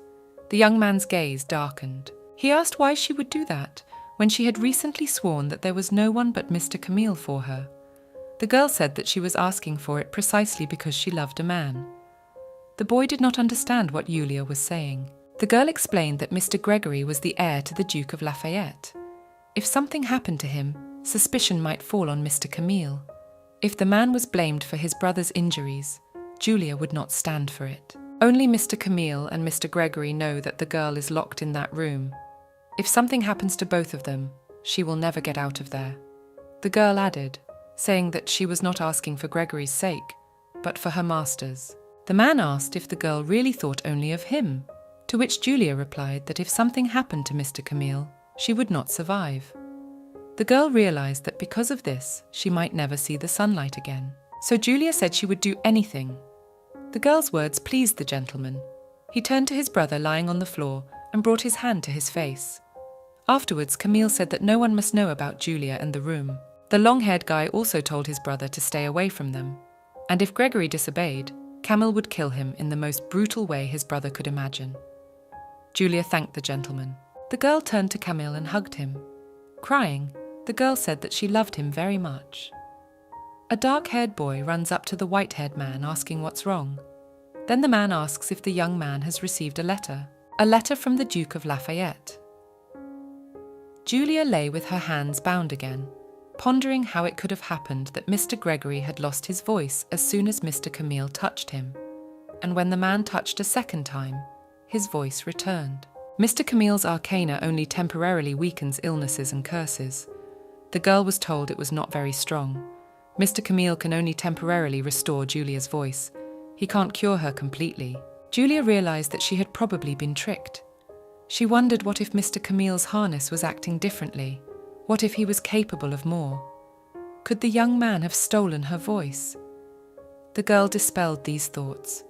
She thought that Camille would not have acted there. Mr. Camille, for as long as Julia has known him, is certainly not capable of such a thing. The blonde-haired woman was telling the servants to replace the painting with something in light colours and to get a new carpet. Everything should be in harmony and tasteful, she said. And you also need to make sure that the best room in the southern part of the mansion is in perfect condition. Everything must be spotless, so that there wasn't a speck of dust anywhere. Camille didn't understand his mother's agitation, so he decided to ask the servant. The girl replied that a special guest was due to arrive. The master was also preparing for the meeting, and also the servant said that the master's father wanted to talk to the young man about something. Camille realized that with his father's deteriorating health, he rarely left the room, and now he was preparing to welcome a guest. The lord didn't understand what was going on. Entering his father's chambers, the boy said that he had heard about a special guest. Camille asked what he could do to help, to which his father replied that he and his brother should behave appropriately. The Duke asked his son not to disturb him and his guest. Mr. Camille did not realize who could be such an honored guest. Opening the doors wide, the dressed-up father and mother of the sons welcomed the guest, saying that they were happy to host him. Duke Vestris said that he was the one who was happy to be their guest. Camille could not believe that all this time they had been waiting for Duke Vestris. The man remembered the girl's story that she had gotten into Duke Vestris's estate. He had found her on the road and taken her with him. He was very kind to Julia. Camille was frightened, assuming that the man was looking for a girl, after which he quickly left the balcony, from which he was watching what was happening. The Duke noticed the young man. Hitting the door hard, it opened with a heavy slam. The gentleman started yelling at the girl, taking her by her dress. He asked what the girl had done. Due to the man pulling the girl by the top of her dress, it ripped, exposing the girl's breasts. The guy did not stop. He felled the girl while she asked him to stop. Duke Vestris did not know where to begin the conversation. He had heard rumours that the Marquis Lafayette was ill. He's really gaunt. The Duke wants to get any clue about that girl, except the Marquis treats his servants like animals. If Vestris asked Lafayette about the maid, he might not remember she existed. But she couldn't hide so well without help, and there was nowhere to go but Lafayette Manor. It would be enough for the Duke to know that the girl was well, and that she was happy. If she wished to stay with Camille, the Duke would not interfere. Vestris turned to Lafayette, noting that his lordship's health left much to be desired. Duke Vestris thanked the man for still taking the time to see him, despite his well-being. Lafayette replied to the young man, saying that the Duke was a dear guest of their estate, and the man couldn't help but accept the boy. The man's illness is not so terrible, you might say, just an unnecessary anxiety, and it is not worth the young man's attention. Duke Vestris asked what was so disturbing to Lafayette. The man said that the young man must be aware of the phenomenon of the disappearance of the harness. Duke Vestris was shocked by what he heard. He said he'd heard of people losing control of the arcana because of age or illness, but when a man looked at the young man, it didn't seem so strange. In his case, cause and effect had been reversed. One day, Duke Lafayette's harness started disappearing for no reason, and to date he can't get it to work, and it's not his age or illness that's to blame. He got worse after the harness started failing. In Lafayette country, a harness is undeniable proof of a family's antiquity. The Marquis could not bear the shame of losing his harness. Duke Vestris interrupted the man, saying he had forgotten himself. He asked the Duke not to worry. Since the young man is still young, he can't speculate on the cause of what happened. Vestris didn't understand how the harness could disappear. He always thought it was impossible. But it turned out that it was possible to lose an arcana. The boy said he would look for something in his family's library. Vestris, one of two ducal families that have served the state since its founding. Only the royal family has had their harness longer. He may be able to find information that will help the Duke of Lafayette. The man was glad that the young man had decided to help him in this situation. The Duke thanked the boy. Vestris didn't understand why it was so important to the man. The bloodline, the purity of the blood, the outstanding ability. The young man thought Lafayette was pathetic. Before leaving, Vestris decided to ask the man a couple of questions. The first question concerned the arcana of the Duke, and the second, the sons of the Marquis, particularly the second son, Camille de Lafayette. The man's arcana, the miraculous power of words. It refers to a type of spell. The arcana of the firstborn, Gregory, is named Curse and allows him to cast them. The arcana of Camille is a release, a lifting of curses. Neither son has a strong enough ability to inherit the lineage. Vestris pondered. Rumours said that the arcana Marquise could heal, but the essence of the miraculous power of words is broader than just healing, isn't it? Camille's arcana, just as Simeon said, bears the name of liberation. But is it really weak? That contradicts what the guy learned from Julia. Let's say she can't speak because of the curse. Camille's weak ability works only for a while. That is, it does not cure the girl forever. The boy doubted that the Marquis would lie under the circumstances. But anyway, the hardest part is over. The Duke endured the dinner with those nasty people. He came here under the pretext of a social visit, but he didn't think it would be such torture. You can't tell from their servants either. They're all so lifeless. It's like going to a funeral. Even if Julia decided to stay with Camille, it would be hard for her to be happy in a place like this. It's only a matter of time before she gets beaten up again. Vestris thought it would be enough for him to know she was safe. Most likely Julia was just afraid to come back to him. But even so, she certainly wouldn't stay here. As he waited for nightfall, the man realized it was time. Vestris said it was time to find Julia. The boy decided to look for the servant Elia first.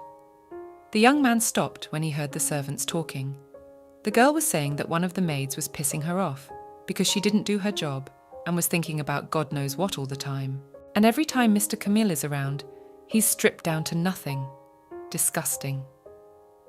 The second servant complimented by saying that Julia was also disgusting, but she was better compared to Ari. Hearing the conversation, the Duke realized that the servants knew Julia. The guy noticed a door, which turned out to be a service entrance.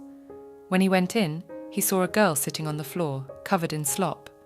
The girl said that all of them are scum.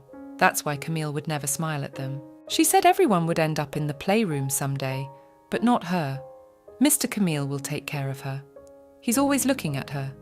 For example, today, he looked towards the girl and smiled. The girl said she was different, not like them. After saying those words, she laughed eerily. The young man remembered the words of the Duke of Lafayette, that Camille's kindness would come back to him someday. He did not look like an aristocrat at all. He could not pass by the wretched and destitute. It seems like the servants really idolize Camille, But this servant girl was like she had lost her mind. The young man realized that there must be servants there too. The Duke heard a scream. Turning around, the man saw the girl. She was begging Mr. Gregory to forgive her. The maid asked Gregory not to take her to the playroom. She said she would do whatever the man ordered. Gregory didn't listen to the girl, only shouted for her to shut up.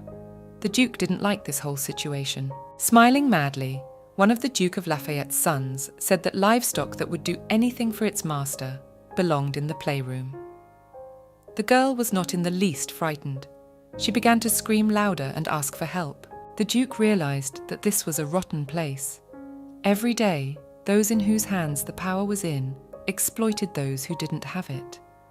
Vestris didn't understand how Julia was able to keep her good heart under such conditions.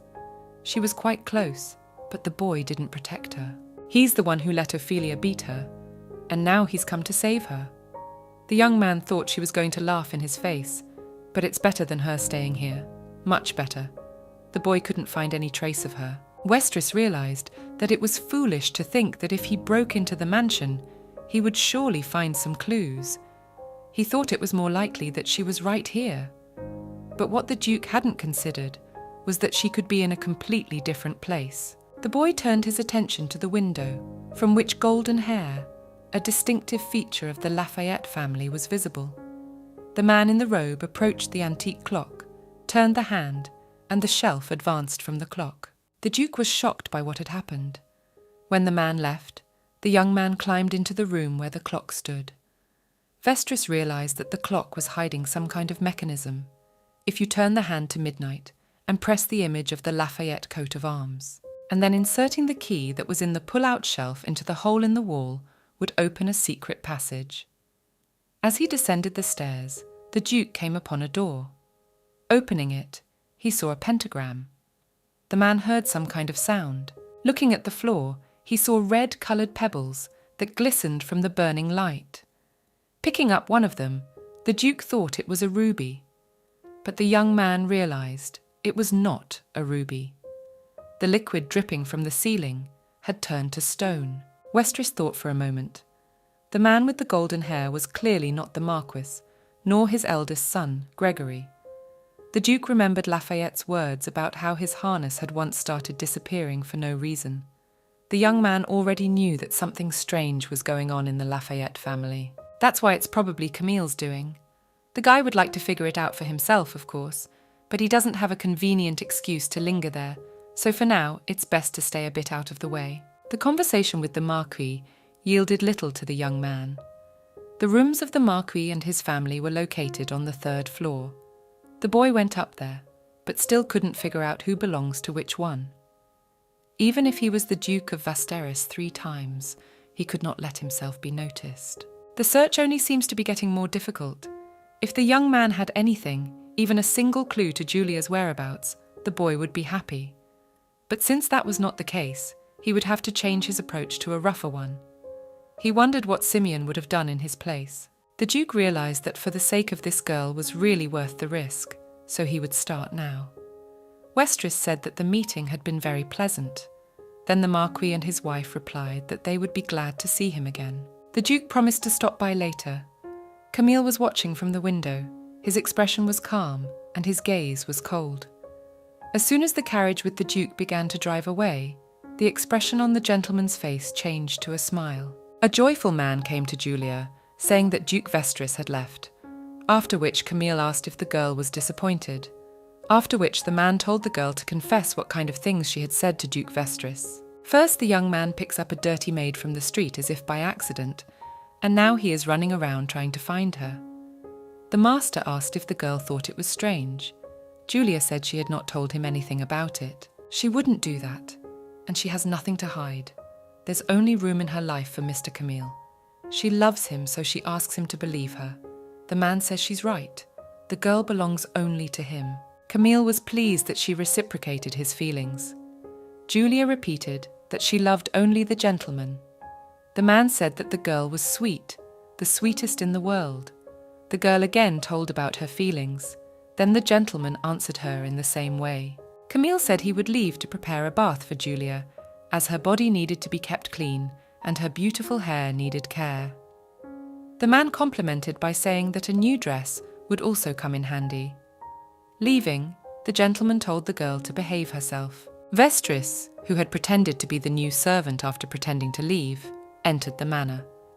He would now know exactly which room belonged to Camille. When the gentleman came out of there, the Duke decided to take the opportunity to observe. Glenn realized that he definitely didn't want to follow the man any further and that he had to hurry. Camille could return at any minute. The Duke touched the black fireplace that stood in the Lord's room, and it moved away, revealing a secret room. The sight that opened onto the room shocked the Duke. Julia was lying there. She heard that the door had opened because she began to talk about how she loved only Mr. Camille.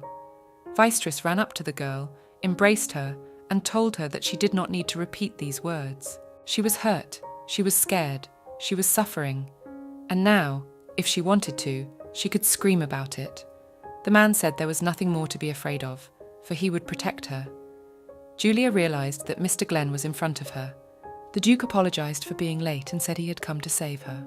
The girl cried, pressing herself even more against the man's chest. He wished he could tell her that she was no longer in danger, but unfortunately he couldn't. Glenn said he had snuck in here on the sly, and he didn't know when Camille would be back. They need to leave as soon as possible. Vestris asked if Julia was able to walk. She said she could, but she was wearing a collar. The Duke said that was no problem, pulling out a dagger. In one motion, the chain from the collar was broken. When the couple had gone outside the room where Julia was, the Duke asked if Camille had said anything before leaving. The girl told him that he had gone to prepare a bath and clean clothes for her, so she did not think it would take long. Glenn said that no one but Mr. Camille and Mr. Gregory knew he was here. Mr. Camille always brought the things he needed by himself. Since he's being so careful, he could very well be delayed. That's good for them. The man said that if the girl wrapped herself in a sheet, she would be harder to recognize. The Duke asked the girl to trust him. He would definitely get her out of here. The former maid wrapped herself in the sheet, covering her eyes. Julia said that Mr. Camille had changed a lot. He became frightening. The girl asked Glenn to keep out of the man's sight. If something happened to the Duke, she would be there forever. Vestris said that everything would be fine. The boy wondered if the girl would tell him her name if they got out.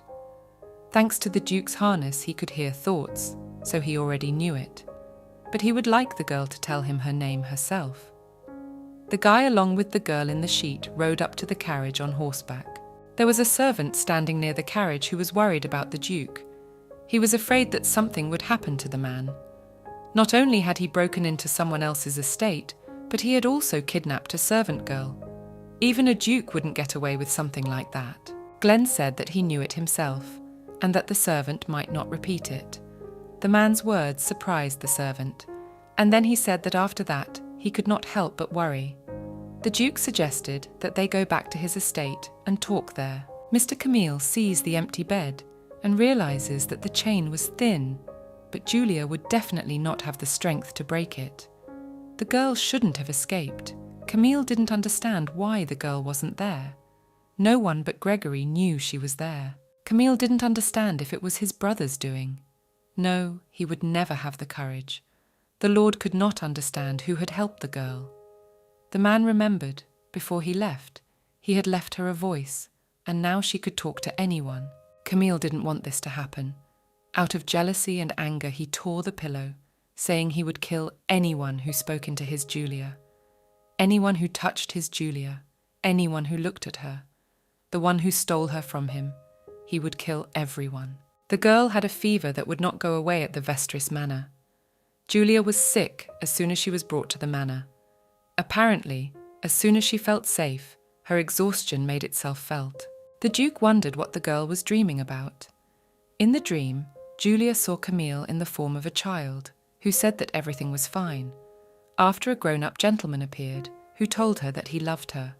Frightened, the girl began to run away and call Glenn. Julia immediately found herself in a clearing with flowers and a bright blue sky.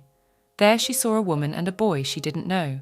The girl immediately realized that they were of noble blood, and the boy looked like Mr. Glenn. The boy handed Julia a daisy. At this time, Duke Vestris was applying a cold towel to the girl's face.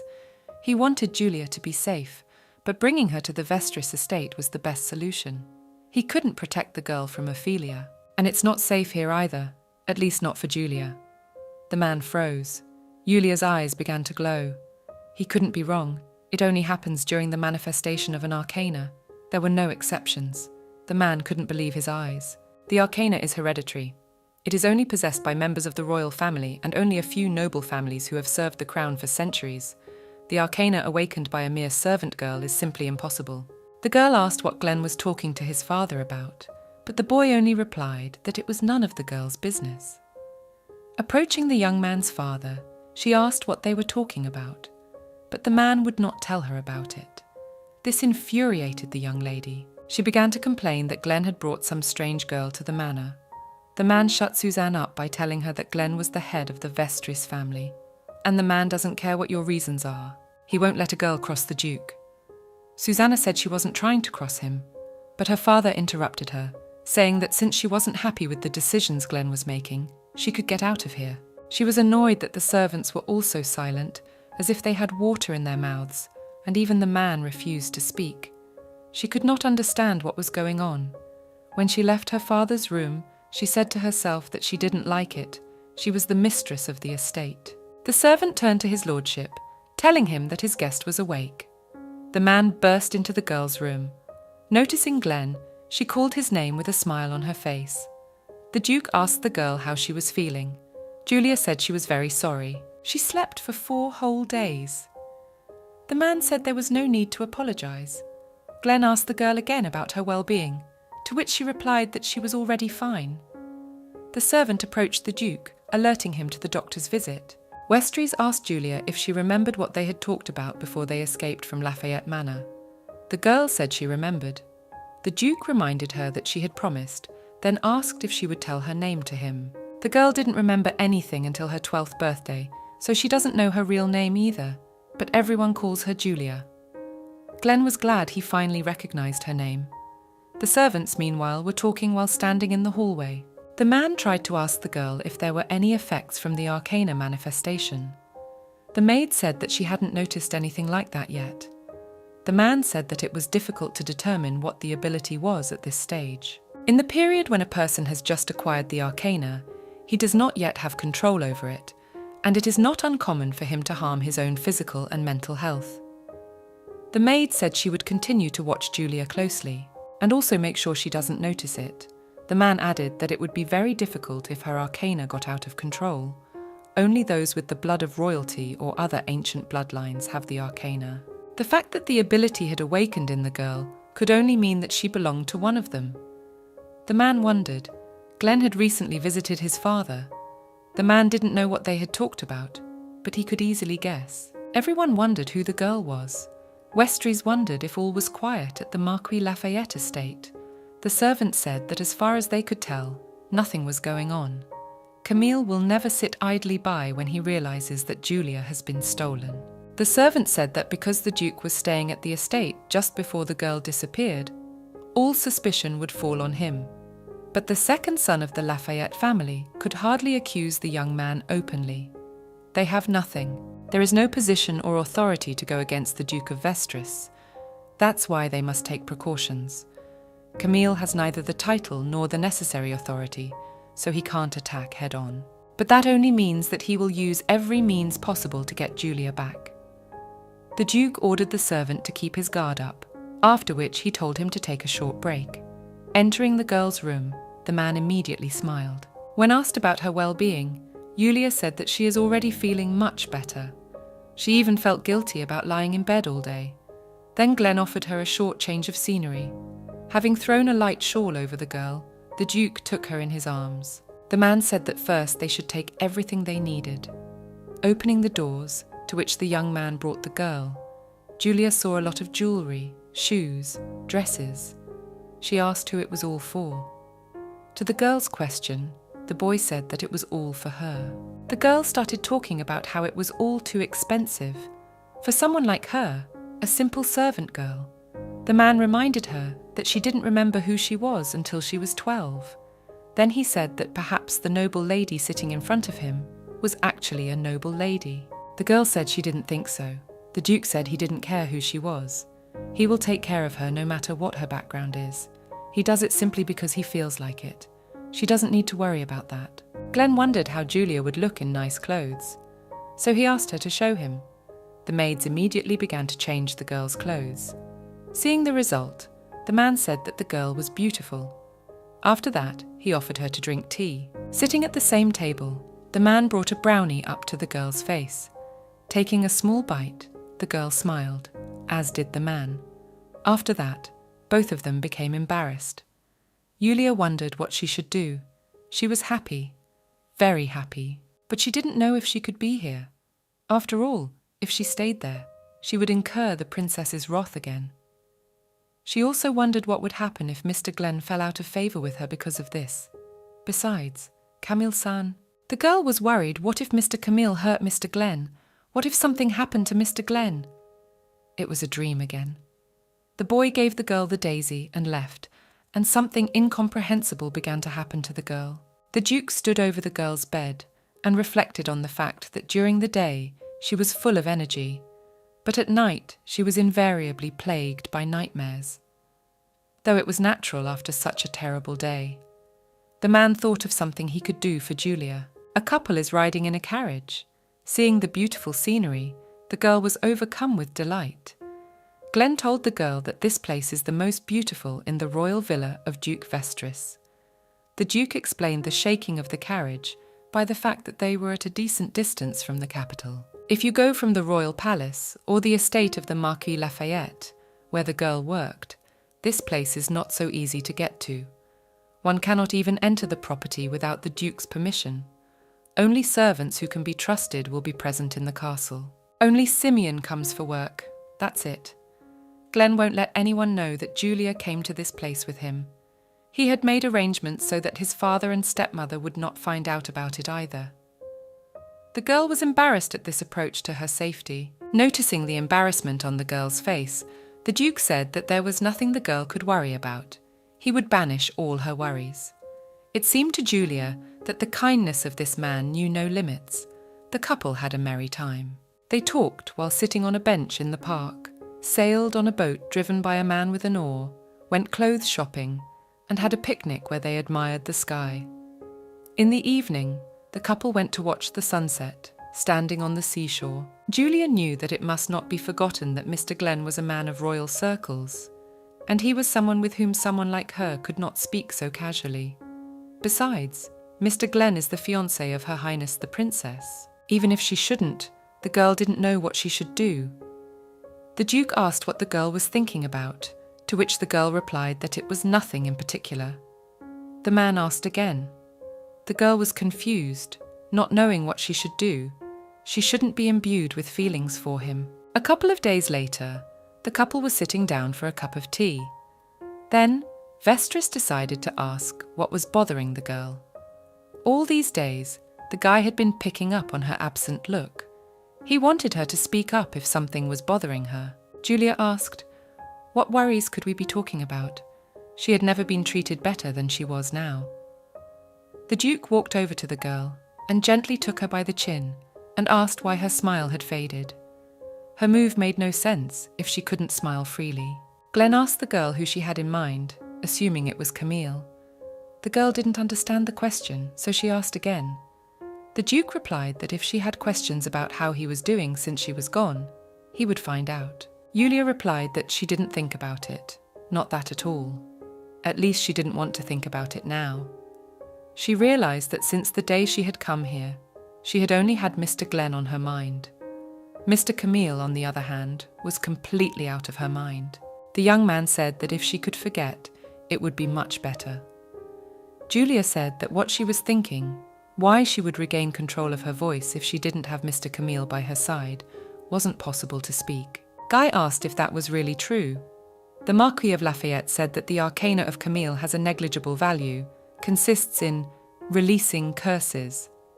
And the girl realized Camille's ability, which consisted in temporarily weakening diseases and curses. In fact, there is a serious contradiction in this point.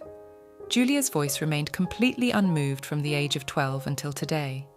It remained unchanged, except for the moments when you spent time with it. The girl confirmed the young man's words, and then he continued. The Duke said that if the curse is the cause, then it turns out that after 5 years it has not weakened, not destroyed. It can be said that this curse is very strong. If Camille's curse release arcana were truly negligible, the symptoms of such a strong curse would be impossible to eliminate, even temporarily. Even if each contact could alleviate the symptom a little at a time. If it were really possible, in 5 years the curse would have been removed. But what they have is that when they parted ways with Camille, the symptom completely returned. It was as if the curse was overriding. The Duke said that the original state was probably different. Julia's voice did not return only in moments of being near Camille. It was taken away for the time when he was not around. The girl realized then that Gregory's voice was missing because of the Lord. Glenn added that this conversation is only speculative at this point. No evidence is available. However, the man does not think this point can be called erroneous. The Duke is going to look into the matter further. And the girl in turn needs not to worry and relax. After the young man asked a question about what was more important, if Camille was not the cause of the disappearance of Julia's smile, then what was? Westeros wanted her to tell him. The girl knew it would be hard for her to say it, but she mustn't make him worry. Julia decided to confess, saying that Mr. Glenn was a very busy man, and he could not keep her with him forever. Besides, he is engaged to Her Highness the Princess. She feels sorry when she thinks about the feelings of the heiress. And at the same time, Julia thinks about wanting to be near Glenn for just a little while. The girl has spent so much time thinking only about how long she can stay here.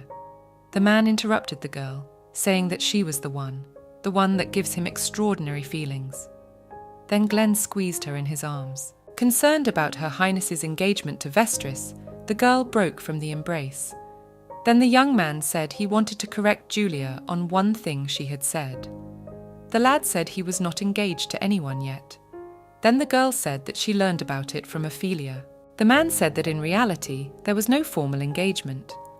Given the young man's age and position in society, he was probably considered the most suitable candidate, and there might be talk of it somewhere.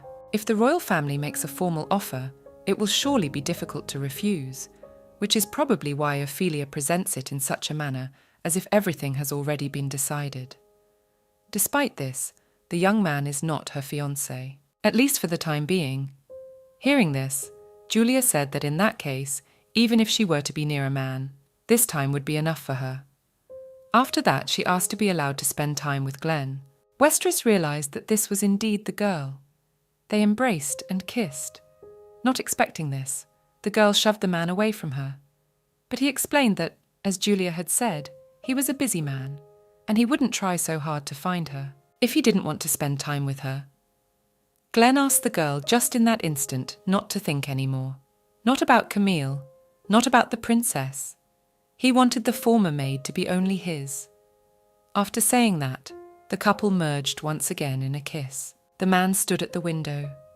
He knew that the young man's position and connections as Duke of Vestris had not disappeared, and despite that, his feelings of love for Julia overpowered everything else. The lad wanted to protect the girl, wanted her by his side. Glenn remembered the girl's words that this time would be enough for her. He thought about it. Julia had said that even a short period would be enough for her, because the young man believed that she feared his position in society. This was annoying. The man understood the young lady's feelings about the whole circumstance, but he didn't want a relationship that implied an end. Knocking, Glenn entered Julia's room. The girl in the dress before him made him stop. He liked the way she looked. Westeros said the girl looked quite beautiful, and he was honoured to enjoy dinner with such a beautiful girl. Glenn wished it wouldn't stop. He wanted to take her with him and run away somewhere far away. But it disregards those who work for the Duke family, those who have sworn allegiance to her, those who reside on her estate, and those who are connected to the Vestris family. Therefore, a man cannot do this. More importantly, even if he did so, Julia would not be happy. Glenn realized that this happy time would end someday. If only it had lasted just a little while. But the devil mocked such paltry pleas. A servant burst into Westeros' room, telling him that the entire family of the Marquis de Lafayette had been murdered.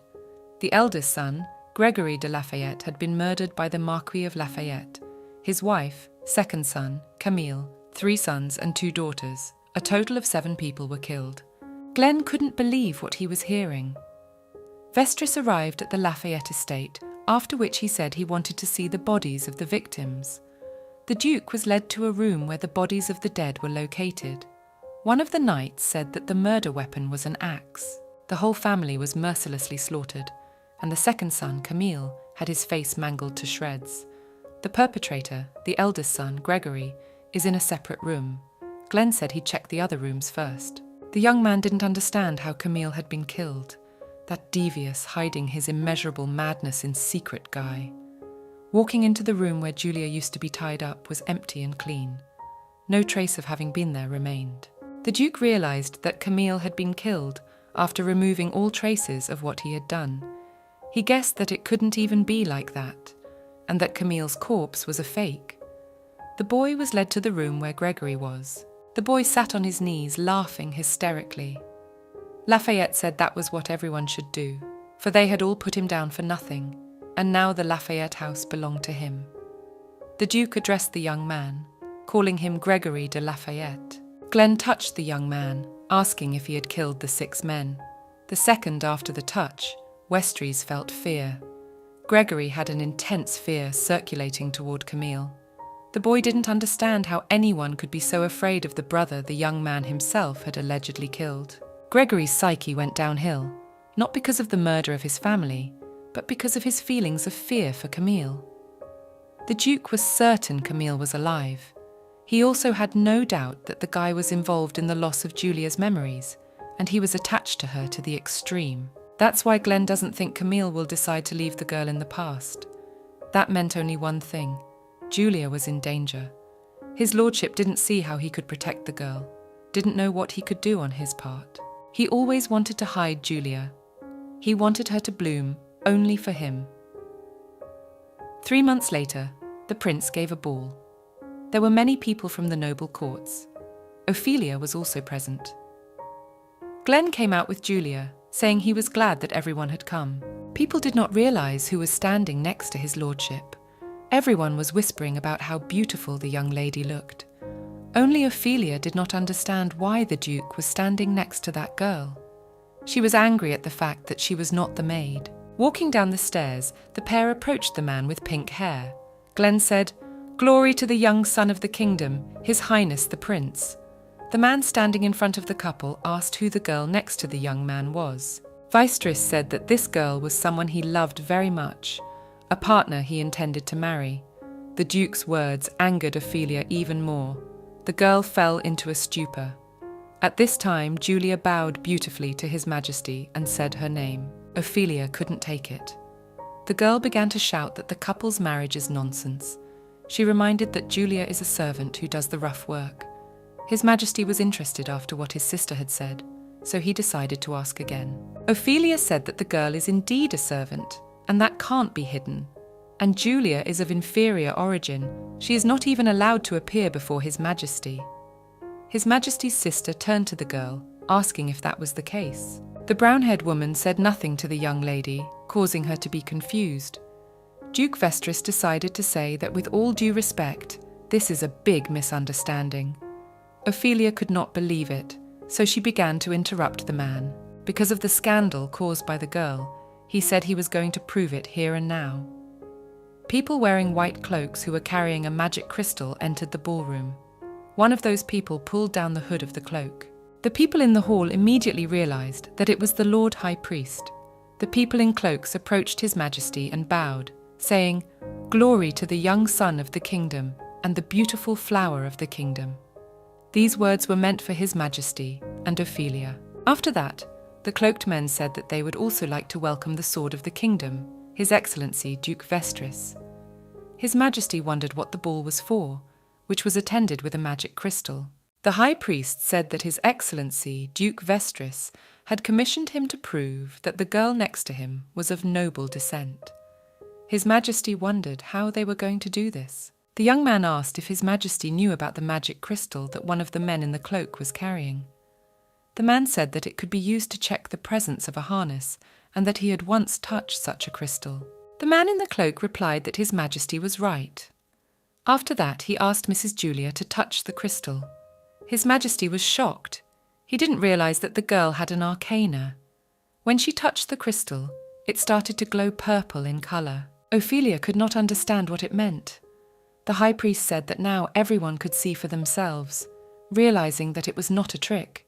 His Majesty loudly told everyone that this Lady Julia possessed the harness, so she has either royal blood or old noble blue blood in her. Duke Vastris confirmed His Majesty's words. However, as it happens, she suffered some grief in her childhood years and lost her memory, and for a long time, she was treated unfairly. Recently, because of exhaustion, the girl went blind, and to protect her arcana manifested, people discovered it, and everything was revealed. The people around her were shocked by such tragic circumstances. Glenn continued by saying that under all circumstances she was a kind, affectionate, cheerful servant, conscientious and honest. She was also a hard worker who knew her work well. In those days she had made him feel at ease with her. But when he witnessed the manifestation of her arcana and learned that she was actually of noble descent, he was amazed. Despite the loss of memory, the harsh living conditions and mistreatment for such an origin, she had not lost her precious humanity. The Duke began to talk about how strong and beautiful a soul the possessor had, and how such a thing could fail to enchant. Ophelia didn't understand how things had turned out this way. Glenn said that with his own strength he wants to make Julia happier than anyone else, wants to protect her. Therefore he asks His Majesty to accept their engagement. An enraged Ophelia began to shout that she would not accept. She shouted at Julia, saying that Glenn belonged to her and that the maid was a separatist, and in general, how dare she? Raising her hand at the girl, Her Majesty wanted to hit the young lady. Her hand was intercepted by her brother, telling her to stop. His Majesty apologized for the rudeness of his sister, who tried in every way to get out, after which His Majesty said he did not, shocking Glenn. The man turned to Duke Vestris, asking if they had done well. His Majesty invited the young man to go to the balcony for the upcoming conversation. The Duke warned Julia that he would be gone for a while, and that she should not worry. Afterwards, he told her to stay close to Susanna. Glenn decided that everything was all right. He thought Suzanne didn't like Julia, but as long as that agreement stood, she wouldn't betray him. When he went out on the balcony, His Majesty said he'd had time to dream about being the young man's brother-in-law, and he was sorry. Duke Vestris apologized for not living up to the young man's expectations. His Majesty asked if Ophelia was not to his liking. Then Glenn said that she was the kind of person who was hard to find someone to match. He, like many, is not worthy of her. The man said he liked the young man's words, but he wasn't being honest. Reminding him that there was no one else here, he hoped for an honest answer. The old Duke would have preferred to ask for the hand of Her Highness the Princess, rather than choose a path on which nothing good awaited him. His Majesty asked if the Duke had changed his mind when he met Julia. The boy said he had, all because he loves her. The young man's words made the man laugh. Laughing, he asked if Duke Vestris had chosen love over guaranteed power, gave up the opportunity to become part of the royal family, and made that ardent speech just for love. His Majesty said he didn't think so. Then he asked Glenn what his true purpose was. His Majesty's eye could not deceive him. The young man answered that he was indeed enchanted by her, but as it was said, he called her his bride, and even demonstrated the fact of having a harness. It was all done with another purpose in mind. The Duke's words interested the man, so he asked what it was. The young man said that the purpose was to protect the girl. He didn't think there was really a division between the lowest and the highest. But the reality is that aristocrats and maids are treated differently. The latter can be protected, but there are limits. And if the girl is known as Duchess Vastris, that will be her only shield. Camille was able to imprison Julia because no one will look for one missing servant. However, now he will find it difficult to act, since Julia has become known to the public. For the sake of this, the guy convinces her by explaining about his and her arcana. And he made an agreement with Suzanne, inducing her to cooperate. For 3 months, Julia practiced diligently, and eventually became a proper noblewoman. His Majesty asked what he was trying to protect her from, since they'd gone to such lengths. The Duke decided not to tell everything in brief, saying that from everything. He said he wanted to neutralize anything that could threaten her. The man said he felt like something was still being kept from him. Glenn asked for mercy, not knowing what else he should say. His Majesty said that the Duke's thoughts had nevertheless touched his heart. Information of the harness must always reach them. Father's persuasion would be on the man. Glenn thanked him. His Majesty was interested. He decided to ask if the Duke was happy with the difference from other aristocrats. To be precise, the young man is still green. Glenn hesitated for a moment. The man said he couldn't wait to see how far the lad would go. Leaving the Duke, he realized that he had seen Julia somewhere. Back at the manor, the Duke asked the girl if everything was all right. She answered positively. Julia decided to ask if she had behaved properly. The young man said that she was flawless. Only at the last dance, she was a bit fidgety. Holding out his hand to her, Glenn said he would protect her. She could continue to trust him and follow him. The girl became overwhelmed. She apologized, saying that she should not touch Mr. Glenn's hand directly. The guy asked if she was bothered by his harness. If you touched it, it would look into the head of the touched. He was afraid she would be uncomfortable with it. Julia smiled sweetly, saying that Mr. Glenn's hand was the hand that had saved her, and also the hand that would protect her from now on. If he didn't mind looking into her soul, she would like to touch him. Gently taking her hand, he put his other arm around the small of her back. Hugging Julia, he touched her forehead with his lips. Royal manner. An enraged Ophelia tears a sheet, saying she will never forgive the girl. The Duke of Vestry embraces the girl, saying he'll be sure to protect her. Engagement, not just a way to protect her. He said not to think he had no feelings, and not to say she wasn't ready to settle for what she had now. He said he loved her, wanted her to always be there for him. Releasing the girl from his embrace, he put his gloved hand to her cheek. She turned to him, saying it wasn't through gloves. She asked him to touch her soul. Removing the gloves from both hands, he placed them against her cheeks, leaning his forehead against hers. They were happy. The couple merged in a tender kiss, embracing each other. Julia sat at the tea party. Picking up the cup, she took a sip and placed it carefully on the saucer. The girl sitting in front of her said it was flawless, and she had nothing more to say. She thanked the teacher, calling her Countess Pellerin. The woman said that was correct, and the young lady should call her by her first name. Soon, Julia would receive a whole mountain of invitations, whereupon the Countess asked if the girl was nervous. She said she was nervous, though Mr. Glenn said she was not obliged to be, but since she's the Duke of Vestris's fiancée, she wants to do the right thing. The woman said she understood the young lady's feelings, and yet, high society is a dark forest.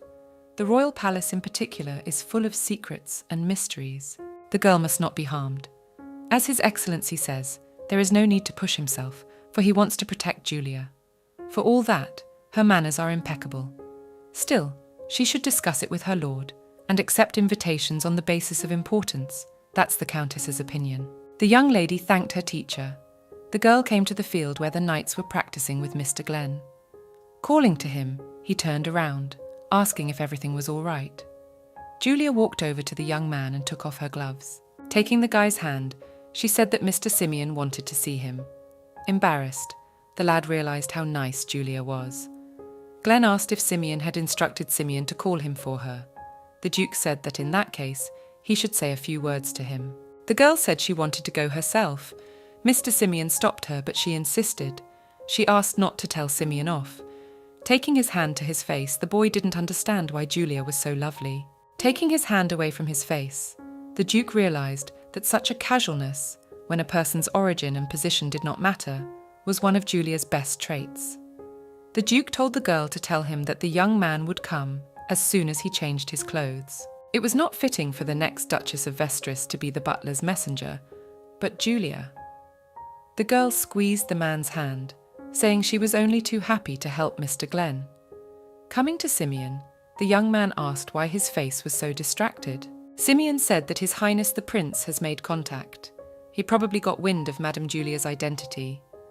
Simeon didn't believe his eyes at first either, but it was always important to find arguments to prove the truth of the information first. The Duke asked if they had found them. Simeon said that they probably had. In a week's time, he must attend a ball at the royal castle as indicated on the sheet. Glenn wondered if a partner had been designated. Simeon said that the partner was not designated because he believed that he was invited along with the bride, Lady Julia. The Duke said that he thought there was no question of gaining the favour of Her Highness the Princess. Stepping out of the carriage, the servant greeted the woman. She wondered if something had happened in her absence. Suddenly her eyes widened. A man with golden hair was walking ahead. She thought it was Andrew. The guy said it was him. He had a sudden desire to see his aunt. When he turned around, Camille stood in front of her and asked her if she was well. Not realizing that it was not Andrew, she asked if he was troubled. She asked if something terrible had happened to Marquis Lafayette's family. Andrew hadn't been heard from until one day, a month after the incident. The guy apologized. He knew he was causing concern, but he was busy looking for a new job. Because of that, he couldn't make contact. If he lost his job again, after all he had gone through to earn Count Pellerin's trust. The woman asked if he had caused problems for her husband and her. She said that whatever it was, she was glad he was okay. With a hug, she told him to take his time and rest. Andrew Cavalier, third son of the bankrupt Earl of Cavalier. His family was already on the brink of extreme poverty when Johann Cavalier, Andrew's father, inherited the title. Johann, however, loved public attention and luxury, and there was nothing left for him to do but leave the possession of the title. He kicked out his wife and children. He continued to party at other people's expense. His life ended when he was stabbed to death because of debt problems. For the ex-wife, the breakup with her husband became a cause of heartache. His first and second son caught an epidemic and died because of his poor lifestyle. The third son, being very similar to his father, lived happily at the expense of acquaintances, not worrying about his reputation. Camille learned of Andrew's existence 3 years ago. It all began when he arrived at the mansion of the family of the Marquis of Lafayette to beg money from the servants. Despite his lack of money, elementary, for food, he looked brilliant. Even his hair was well done. But above all, they were very similar in character. Camille immediately found out about him and brought him to his attention. Camille sat across from Andrew, saying that he wanted to entrust him with a secret case, the case he had assigned to him, control of Gregory's toy box. This is the name of the room created to satisfy his sadistic craving. He was allowed to do whatever he wanted with the objects there. There were also people whose death would not cause any problems. For someone who had originally lived off the exploitation of people, taking on such a job was a matter of profit. So Camille had a substitute in case of emergencies. Under the pretext of confidentiality, Andrew was forbidden to leave the estate, and he spent his time in one of their luxurious rooms, which was in the same building as the toy box. Andrew lived in abundance. He was even allowed to use Gregory's toys to keep him from running away. 3 years behind the scenes of this theatre, Camille wrote to Aunt Helena that Andrew now had a job in the house of the Marquis of Lafayette. He contacted Johannes Cavalier's younger sister, now Countess Pellerin, introducing himself to Andrew. Through her trust, he has also earned the trust of her husband, Count Pellerin. Helena, who had married the Count before his nephew was born, did not know Andrew well.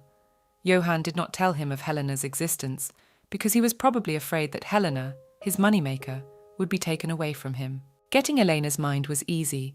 The subtlety of the relationship played into their hands, so Camille was able to easily replace Andrew, got what was needed, removed all the obstacles. It remained only... Yulia comes over to the girls who are sitting having a cup of tea. The red-haired girl asks if this is the girl they are talking about, after which she says that she wondered what kind of person she was. Even if Julia has royal blood flowing in her, in which the harness is hidden, there is no hiding her bad upbringing. Let the former maid make efforts.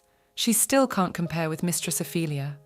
The young lady said it right. Someone like her was no match for Her Highness. The red-haired girl asked if Julia thought she could get away with stealing Count Westries from Lady Ophelia. Julia said she knew everything. They were not officially engaged. The girl was confused, stammering. She mumbled that they weren't officially engaged, but the tacit understanding of it was already there. The former maid smiled sweetly and apologized, after which she said that she did not know it. She had been badly brought up. Julia said she would ask His Excellency about the state of affairs. It would be wrong to enter into an engagement that ignored the sense of honor that it was necessary to have. The red-haired girl asked, "His Excellency, the Duke of Vestris." The young lady answered the girl's question positively and thanked her for giving her the idea. Blushing with embarrassment, the red-haired girl stood up and left, asking to take her leave. The maid was called by another girl, saying that that girl was in the close circle of Her Highness the Princess. After that, the girl asked if Julia was all right. She said that she didn't take it to heart. On the contrary, she was glad to get a valuable opinion. Julia realized that she had faced far more severe cases. Compared to them, this was nothing special, even though it was true that she hadn't had a good upbringing.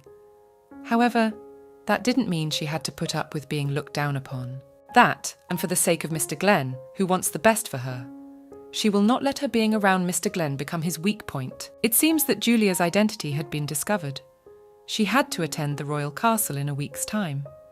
Glenn did not initially want to show up at the royal ball with her because he knew she would be criticized by the princess's aristocrats. But given the circumstances, he saw no other option. Miss Julia is approached by a guy in luxurious clothes and pink hair. He apologizes for the rush and asks if he can take Glenn away for a while. Glenn approaches Julia from behind and addresses His Highness. Glenn fears about Julia being left all alone in the royal castle in this case. His Highness catches him thinking and immediately tells him that Ophelia will do nothing about it. Besides, she couldn't attend the ball tonight. Glenn asks what happened. His Highness says she is under house arrest and she and her father had a serious argument. Glenn was greatly surprised. He assumes his father approved of their engagement and she didn't like it. His Highness says it's mere caprice and the harsh truth about her and says they need to go away for a while. He also warns that he will ask the knights to guard Miss Julia while he is gone. Julia sideways says he can go and she doesn't mind. Glenn gives her a big hug and asks her to wait just a little while. His Highness is watching the picture and smiles. At this time, in some room, a girl touches the face of a man sitting on the floor with the palm of her hand. The man is greatly disturbed. His Highness brings Glenn into the room and tells him that what he wanted to show is Julia's painting. His Highness says that when he first saw Miss Julia, he thought he had seen her somewhere before.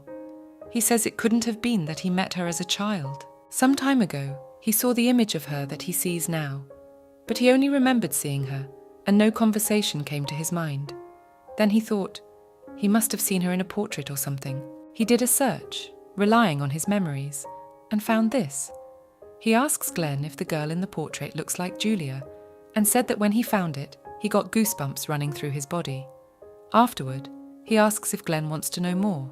He says that there's no telling how things will turn out if Miss Julia is connected to this girl, and adds that once Glenn finds out, there's no turning back. At this time, Ophelia stands in front of the kneeling people and asks them something. Mistress Julia begins to move. A guard notices this and asks where she is going. Julia says she is going to powder her hair, but the guard offers to follow her and immediately realizes that it would be strange if he followed her to the ladies' room. Then he says he will wait for her outside. Julia promises to go straight back to the place afterwards. There was some guy watching them from around the corner. He recognized Julia. She notices the guy's gaze and immediately rushes out of her seat. She runs down the hallway and the same guy follows her and asks her to stop. Julia doesn't realize what it was. She takes off her heels to make it easier to run. She is followed by several guys with worried faces. Julia doesn't know what's going on, but she knows she has to escape somehow. She notices that there are 2 more guys blocking the passage. She notices that the eyes of these men are not ordinary. She runs the other way and screams for help. At this time, the Duke returns to the hall and notices Julia missing. A guard runs up to him and apologizes. He says that according to what Julia said, she went to the restroom but still hasn't returned. Glenn is clearly frightened. He yells at the guard and asks why he didn't escort her out. Julia has already broken away from the pursuers, but she doesn't understand how to get back. She realizes that she needs to go back to Mr. Glenn's arse or some other crowded place. There had already been many attempts on her innocence, both from the Lafayette family and from Mr. Gregory, and there was still lust in the eyes of the people who approached her with such an attitude. However, it was different with those men. There was no lust in their eyes. It looked like the only thing they wanted was to hurt her. She wondered what Mr. Camille's eyes had been like. He has lied too much to say for sure, but the truth is that although he beat Julia while she was in confinement, he never defiled her. She realizes that guessing about it is useless, and that she cannot understand Camille's aspirations. And now she doesn't need it at all. She won't let anyone else touch her because she is devoted to Mr. Glenn. Walking through the forest, she sees a light. Perhaps there is a way out of it. She realizes she needs to get back to Glenn or go out into a crowded place. She steps out into the square in front of the palace. She realizes that if she walks from here, she will surely get to the hall quickly and she will figure out the way. Suddenly, she hears the voices of the men she was running away from. They have found her and want to catch her. Tired, Julia starts to run again, but her path is blocked. She does not understand what to do, as there is nowhere else to run. One of the men says that she has made them sweat and pulls his hand towards her. Julia is very frightened and asks them to stop. One of them tells her to shut up, but suddenly all the men change their faces and kneel down in front of her. Julia doesn't understand what is happening. Suddenly she hears Glenn's voice. He hears her scream and asks if nothing is wrong. He sees Julia's arm in abrasions, takes her in his arms and hugs her. Julia loses consciousness. Glenn sees the men kneeling and doesn't understand anything at all. His Highness observes all this and immediately says that it is Julia's harness, just like Ophelia's. He immediately asks if Glenn can smell the sweet odour. Glenn hasn't quite figured out what His Highness is talking about yet. He says it's the scent Ophelia uses to increase the potency of her arcana. Glenn has heard that Her Highness's harness consists of a charm of sorts. The prince says it is, and corrects him, that it is an arcana that controls the mind of the opposite sex. Its ability is not that strong, and so thanks to it, only men can be ruled. Besides, the charms are only succumbed to by those who are favoured by her, are intoxicated, or do not possess arcana and the like, says the prince. She cannot fully control the mind without affecting it with alcohol, flavour, or pleasure. Moreover, this arcana possess only those who have royal blood. It's one of the most powerful because it controls people's minds.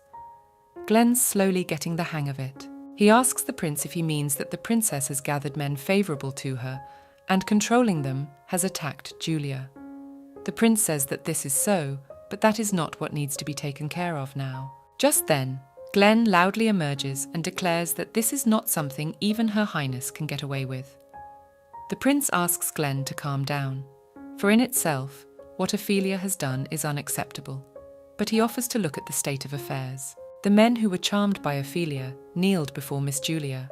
A man who can subjugate people must have royal blood in him. The same arcana of Ophelia, it is weak, but at the same time, thanks to it, it is possible to control people's minds, suggests Glenn. Miss Julia, while fainting, handled Ophelia's harness and also suppressed it.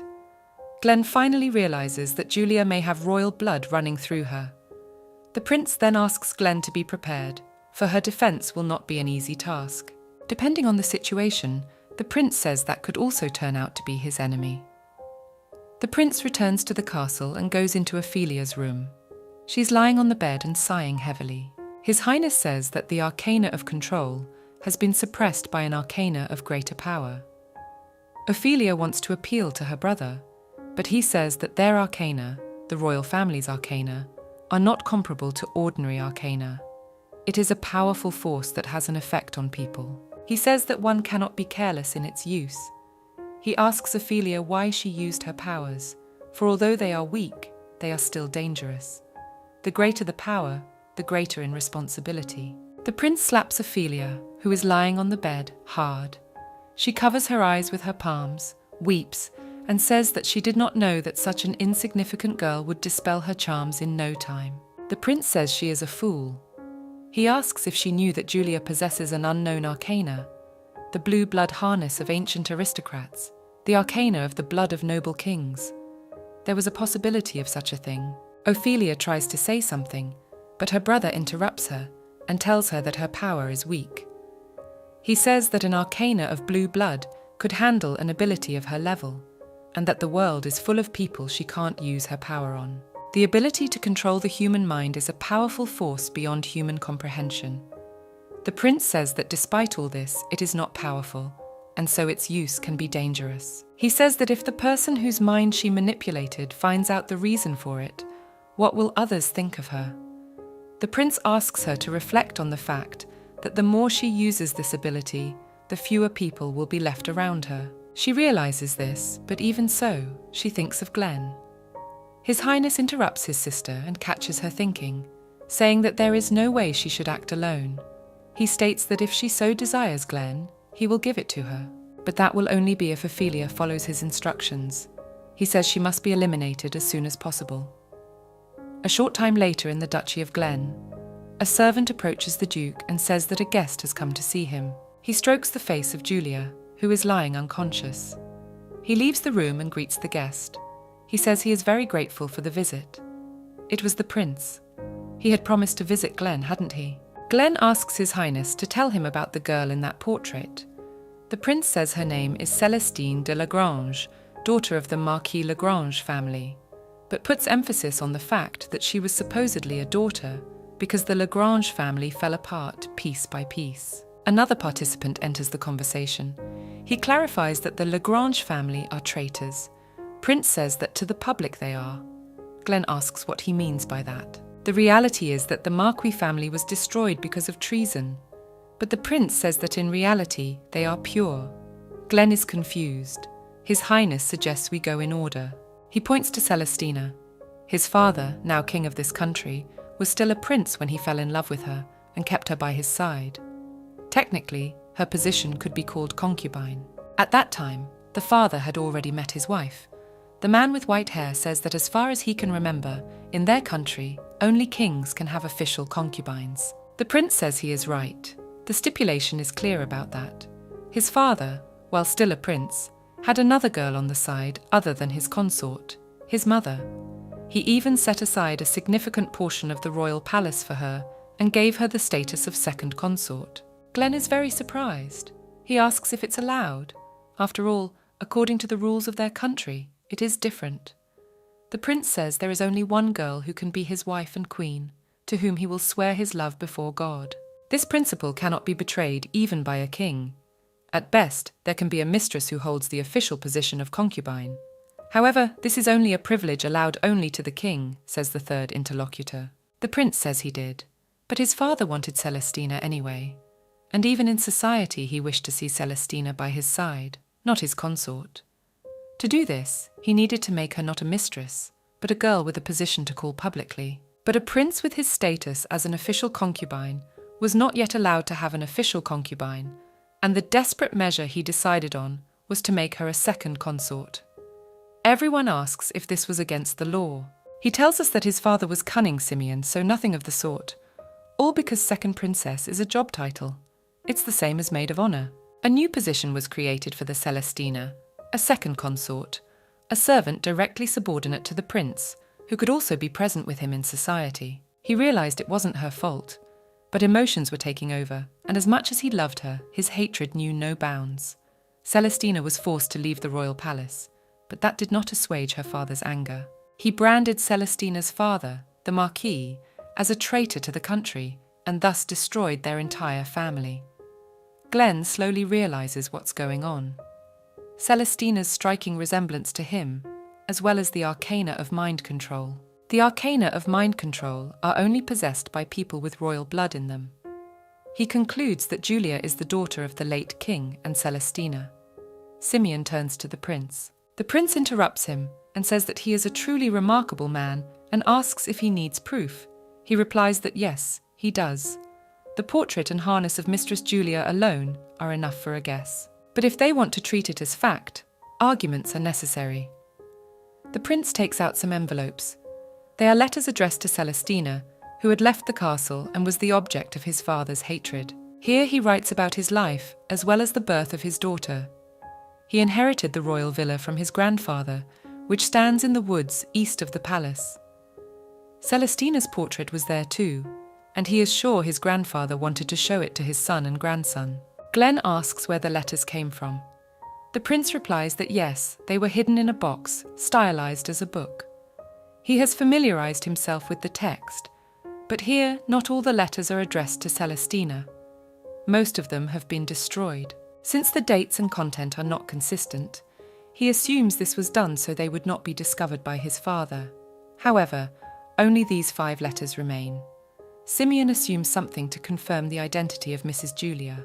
The prince says it's quite likely and asks them to read them. Everything they want to hear is in here.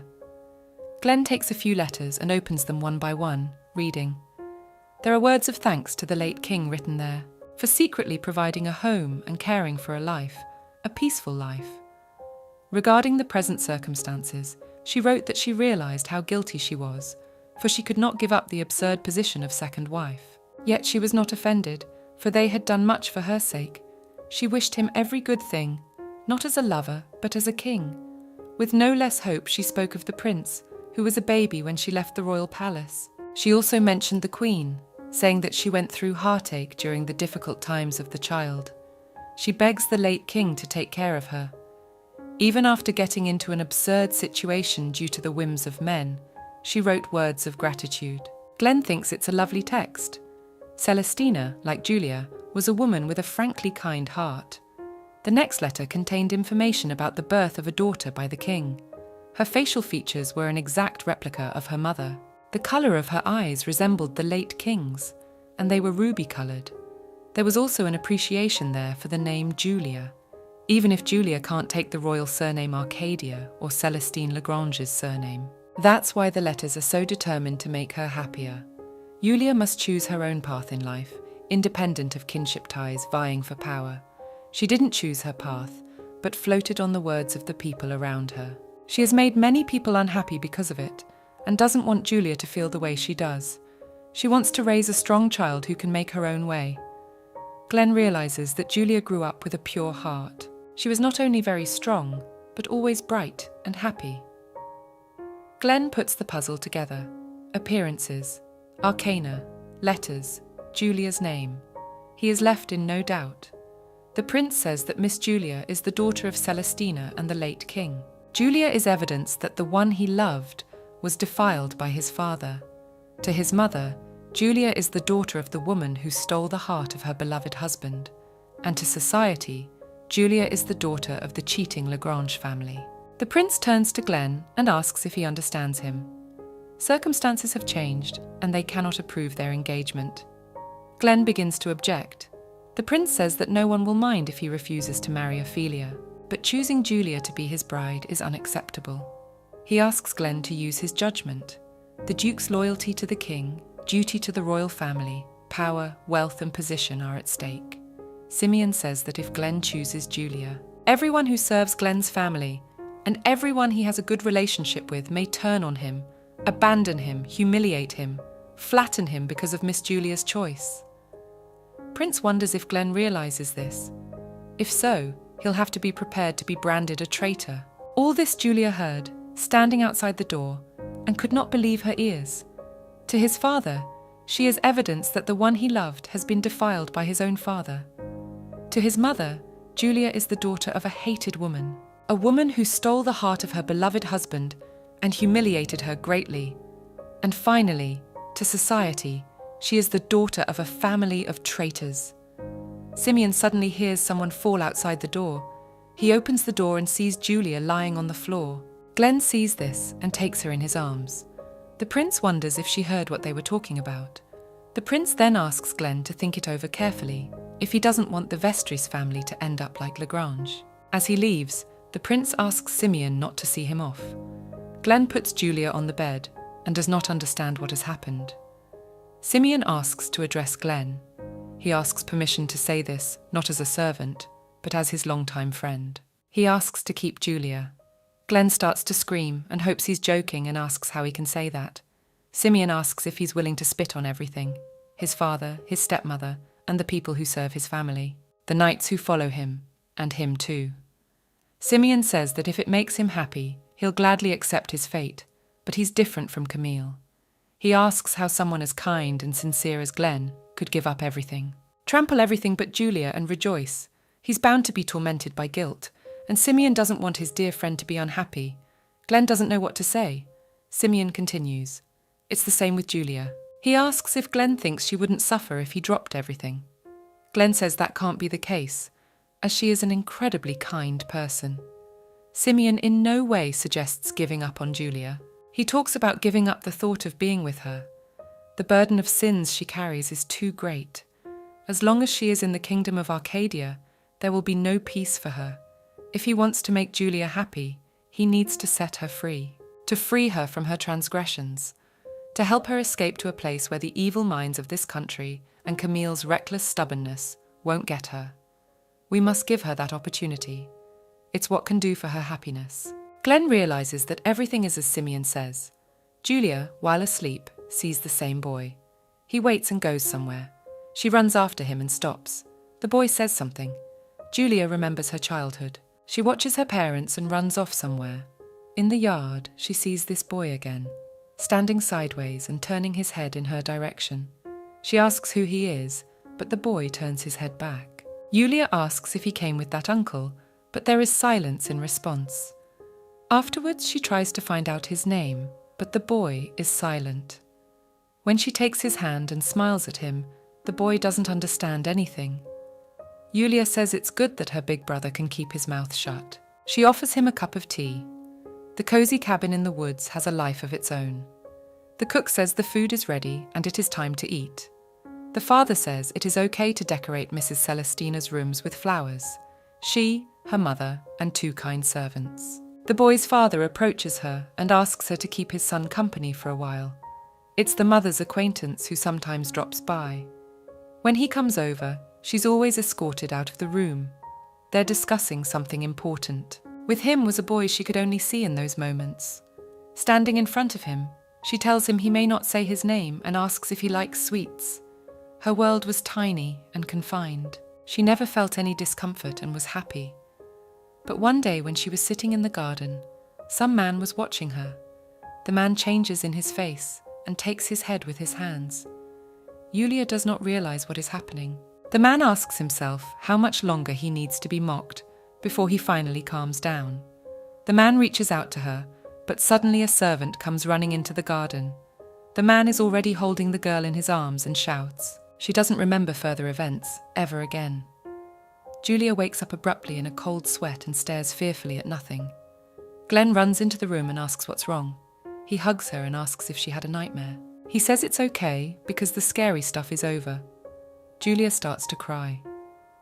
After a while, Glenn asks if she has calmed down. She says that her memories have come back to her, albeit a little. She realizes that His Highness was right. She is Julie de Lagrange. Celestine is her mother. In the afternoon, Simeon asks to come in. Julia apologizes. She just wanted to replace the flowers with new ones. Glenn is very happy to see her. He thanks her and says it lifts her spirits. Simeon says that Glenn is working now, and when she is done, asks her to leave the room. Glenn starts to object. Julia hears all of this, apologizes for interrupting, and says she will leave now. Simeon would appreciate it if she did that. Glenn begins to object again when Julia has already left the room. Glenn turns to him, telling him that his behavior has not been very kind. Julia outside the room recalls the prince's words. She realizes that it is not surprising that he does not want someone like her by his master's side. She also recalls Simeon's words. She realizes that everyone else is kind to her, but because they don't know the whole situation. If they knew she was a threat to their master, their relationship would be very different. If she thought of her master's fate, she shouldn't be here anymore. She realizes this, but she wants to be there for him. Mr. Glenn is the first person she should worry about, and she prioritizes her own desires. She wonders if it's because she found out about the royal lineage. That's why everyone has these arrogant feelings. She thinks back to Gregory and Camille, their behavior. Suddenly, a girl bursts in. She asks if it's all true that that girl is a descendant of a family of cheaters. Glenn doesn't understand how she knows. The girl starts screaming and asks again if it's true. She says that Duchess Leroy told her about it over tea. It turns out the Duke's fiancé comes from a family of traitors. But it is not only she who knows about it. Everyone knew about it, only she was not aware of it. She would not exaggerate if she said that the tea party was held to learn from him the true state of affairs. Surprised that the rumours have spread so far. The girl doesn't know that and doesn't want to know. She asks if he knows how ashamed she was at the time. He said she comes from a lineage so honourable that she possesses the harness. He'd promised to pay for her efforts, so she'd agreed to help. The thought of Ophelia manipulating her and looking down on her was unpleasant. But considering she could be related to royalty, there were more advantages. She even antagonises her. She asks if Ophelia wasn't the better party.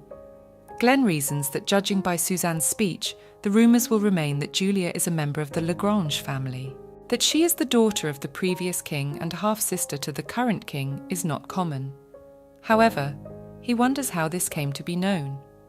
Simeon assumes that His Highness must be resentful as well. The girls in the garden ask what will happen now. Julia is congratulated on the return of her memories. She has heard rumours that she is related to the Marquis family. Many people will say that the family met their demise because of treason. But when she was recruited here, she wondered if they were deceiving everyone about having noble blood. She had often spoken of her anxiety after all, the girl asks. She thinks it's very scary not knowing who you are, so if she's free of that fear. Suddenly she stops and asks if she's said anything too much. Julia apologises and says that she probably hasn't quite recovered yet. When the girl suggests postponing today's lesson, she has wasted her time. Yulia says she can't go on like this. She can't be around the gentleman anymore. She swings open the large doors to Glenn's office and turns to Simeon. She's heard that rumours have spread. She asks that His Highness be contacted. She can no longer afford to trouble the royal family or the ducal family. She's going to leave this place. Glenn can't believe his ears. Simeon asks if she wants to ask His Highness for help. Julia replies that she doesn't. Now that there are many rumours, if she disappears without thinking of the consequences, it will cause a new wave of commotion. If there are more rumours, it could damage the reputation of His Highness, His Majesty, and Mr. Glenn. That's unacceptable. She wants to disappear in the best way possible without affecting the people around her. She will need the help of a witty man in this endeavour.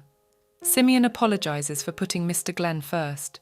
Julia says there's nothing to apologise for, because Mr. Glenn comes first for her too. All this time, Glenn sits there and is silent. He can't say anything, but you can see from his face that he is very tense. Suddenly he snaps out of his seat and asks why she is leaving, because he loves her too. She lets it slip that her heart is very attached to him, and that is why she needs to be out of his life. Camille comes to see Julia. He asks if she was expecting to meet him, and she must have questions for him, and many things she would like to know about. Julia doesn't understand what is going on. Camille says he will answer and tell her everything, that everything is fine. He will never leave her, and nothing is more important to him than her. Camille says he will drop everything and choose her without a second thought, unlike the greedy and weak-willed hearts. He says that if Glenn truly loves her, no circumstance should stand in the way of his feelings. You just have to love and give your best to that love. So he is a man who is not ready for that. He is no match for her. Julia asks not to speak that way about Mr. Glenn. Camille apologises and says that it is not good to say bad things about a benefactor. He wouldn't want to judge the Duke much either. After all, he is a wonderful man. It's just that his love doesn't compare in strength to his. Slowly but surely, she sees for herself what is more precious to him when faced with a choice, says Camille. Mr. Camille's words eat away at her heart. Camille says he won't do that because she is the only and unconditional one for him. He apologises for hurting her with his peculiar way of expressing his love, saying that he is really sorry. However, he only wants her to trust that he loves her. He will give up everyone and everything for her. Julia realises that Camille is very cruel and dangerous. Camille says that he will never leave her alone and will be by her side until death do them part. Julia says that she treats Mr. Glenn with respect and love, but she is afraid of Mr. Camille. She no longer wants to experience those feelings again. Camille apologises for everything that happened. He says he just didn't want her to be taken away from him, so he acted recklessly. He wasn't okay at the time and was even afraid of himself. He says he will never act violently towards her again. He swears. He says he won't put her in chains or ban her from her room anymore, and he won't do anything she doesn't like. He will always be there for her and keep her safe from everything. Glenn's voice is heard from behind the door. He says he wants to talk again, and he has no intention of resisting her resolve. Camille looks towards the door and starts to smile. He says that she is busy right now and asks him to come back later. Glenn hears a man's voice and doesn't realize what it is. The door swings open and Mr. Glenn enters the room. He sees Camille in front of him. Camille says that alas, that is not his real name, and pulls his hand behind his back. Glenn doesn't know what he means and tells him to stay away from Julia. Camille says it's like he got it off his tongue. Suddenly, Camille sprawls and pulls a blade out of his back. Julia is very badly startled. She says she doesn't have to do anything. She rushes to Glenn's side and, hugging him, covers the impact of the blade. Unfortunately, the blade pierces them both, and they fall to the floor together in an embrace. Glenn opens his eyes and sees Camille picking Julia up off the floor. He asks what the man is going to do. Camille brings his hand to the wound and begins to heal it. Glenn realizes this. He asks what it means. Marquis Lafayette said that Camille's harness was weak and could only be used to break spells.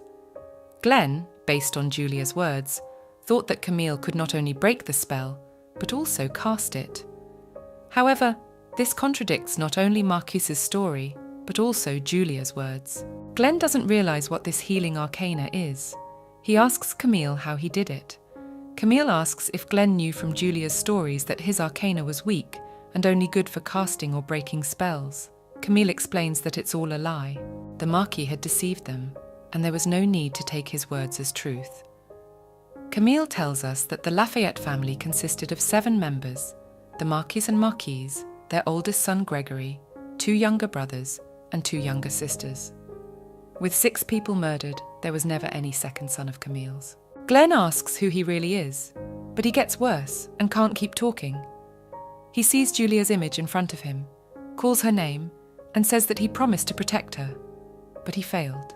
Camille walks to the window with a smile and says that his real name is Camille de Lagrange.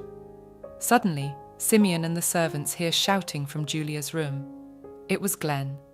They run into the room and see a wounded Glenn lying on the floor. After a while, Julia wakes up in an incomprehensible room. She wonders where she is.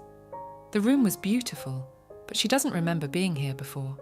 Suddenly she remembers what happened recently and assumes it was a dream, but she is interrupted by Camille entering the room. He was glad she was awake and wondered if anything hurt. The healing must have worked perfectly. Julia realizes it wasn't a dream. She asks why he did it. Camille realizes she's talking about the Duke and explains that he took her from him and got what he deserved. Julia hears from Glenn that Camille brutally murdered his loved ones and put the blame on Gregory. Camille interjects to ask if she's talking about the Marquis's family. In fact, they are not his loved ones, but just scum, unworthy of life. He asks her not to count him among them. Julia asks what made him change so much and where the good Mr. Camille went. She says that she loves Glenn and will not have him. Camille says that is why she can't be with him, because she is a child of Lagrange. Julia suddenly realizes that he knows everything. Camille catches her thinking and tells her that of course he knows everything. He crawls over to her and tells her that this is reality and it's unchangeable and that she's better off with him because she's taken everything from him. Julia doesn't realize what exactly she took away and asks about it. Camille says his name is Camille de Lagrange, just like hers.